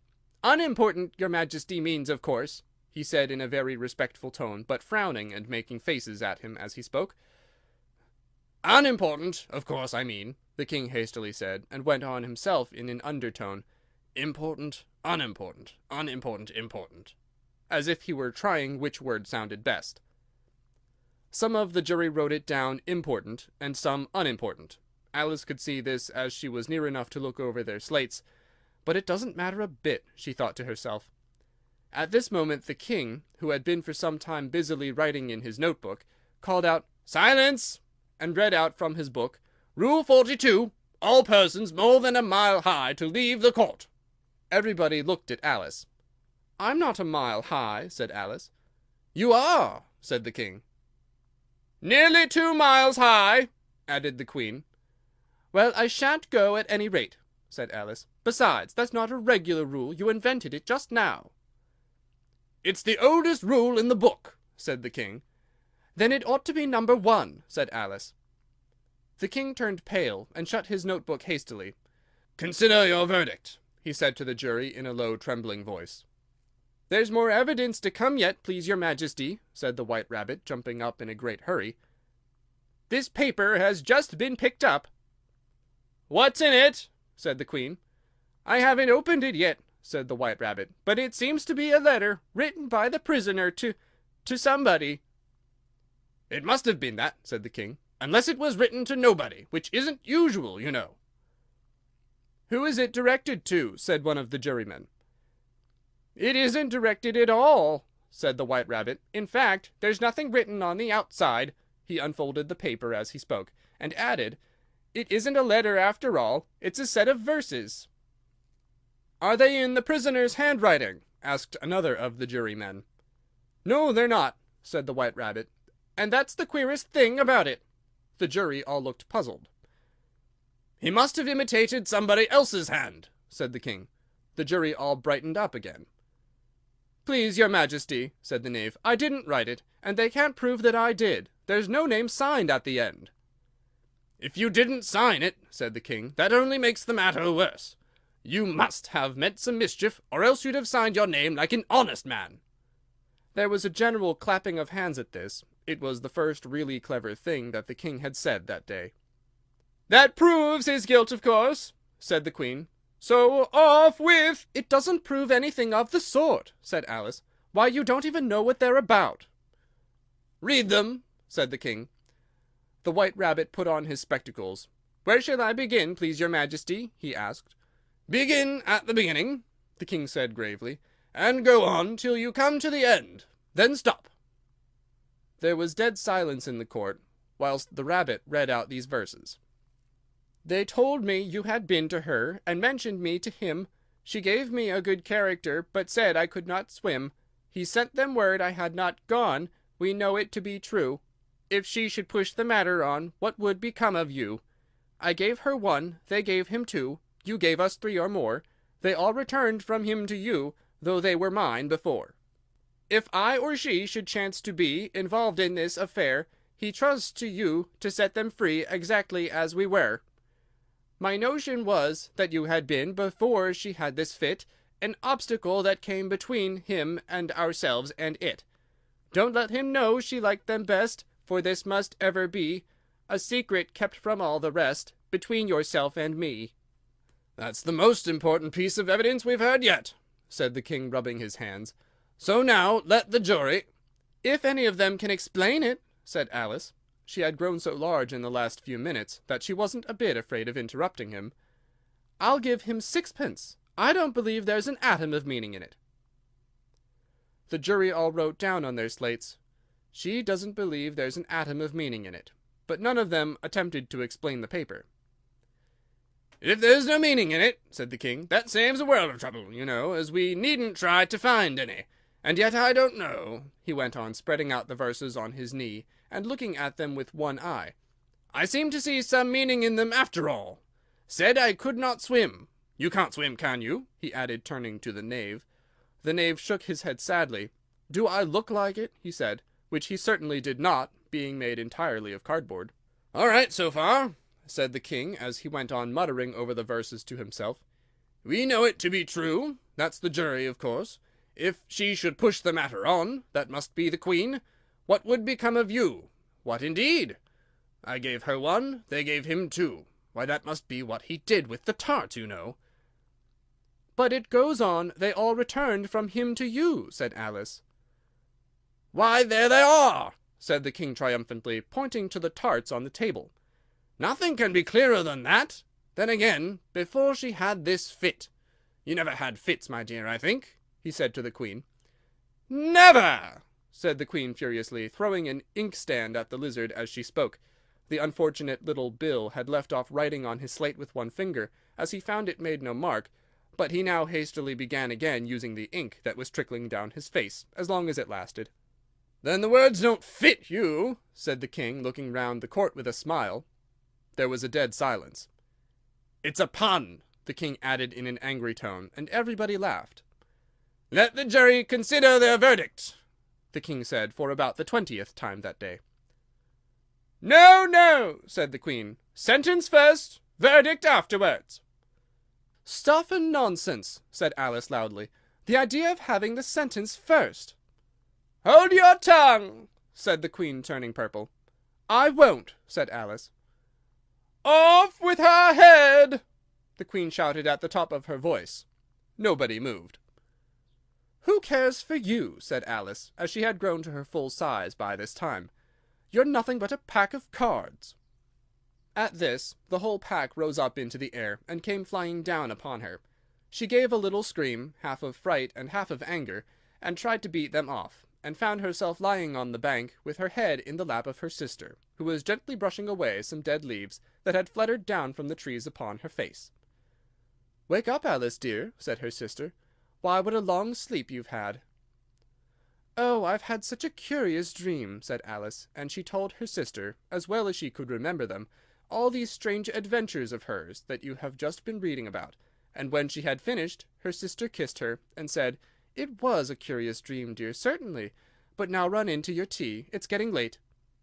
So Alice got up and ran off, thinking while she ran, as well as she might, what a wonderful dream it had been. But her sister sat still just as she had left her, leaning her head, watching the setting sun, and thinking of little Alice and all her wonderful adventures, till she too began dreaming after a fashion, and this was her dream. First she dreamed of little Alice herself, and once again the tiny hands were clasped upon her knee, and the bright eager eyes were looking up into hers. She could hear the very tones of her voice, and see that queer little toss of her head to keep back the wandering hair that would always get into her eyes. And still as she listened, or seemed to listen, the whole place around her became alive with the strange creatures of her little sister's dream. The long grass rustled at her feet, as the white rabbit hurried by. The frightened mouse splashed his way through the neighboring pool. She could hear the rattle of the teacups as the March Hare and his friends shared their never-ending meal, and the shrill voice of the queen ordering off her unfortunate guests to execution.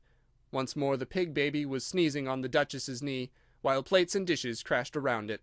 Once more the shriek of the griffin, the squeaking of the lizard's slate pencil, and the choking of the suppressed guinea pigs, filled the air, mixed up with the distant sobs of the miserable mock turtle. So she sat on with closed eyes, and half believed herself in Wonderland, though she knew she had but to open them again, and all would change to dull reality. The grass would be only rustling in the wind, and the pool rippling to the waves of the reeds.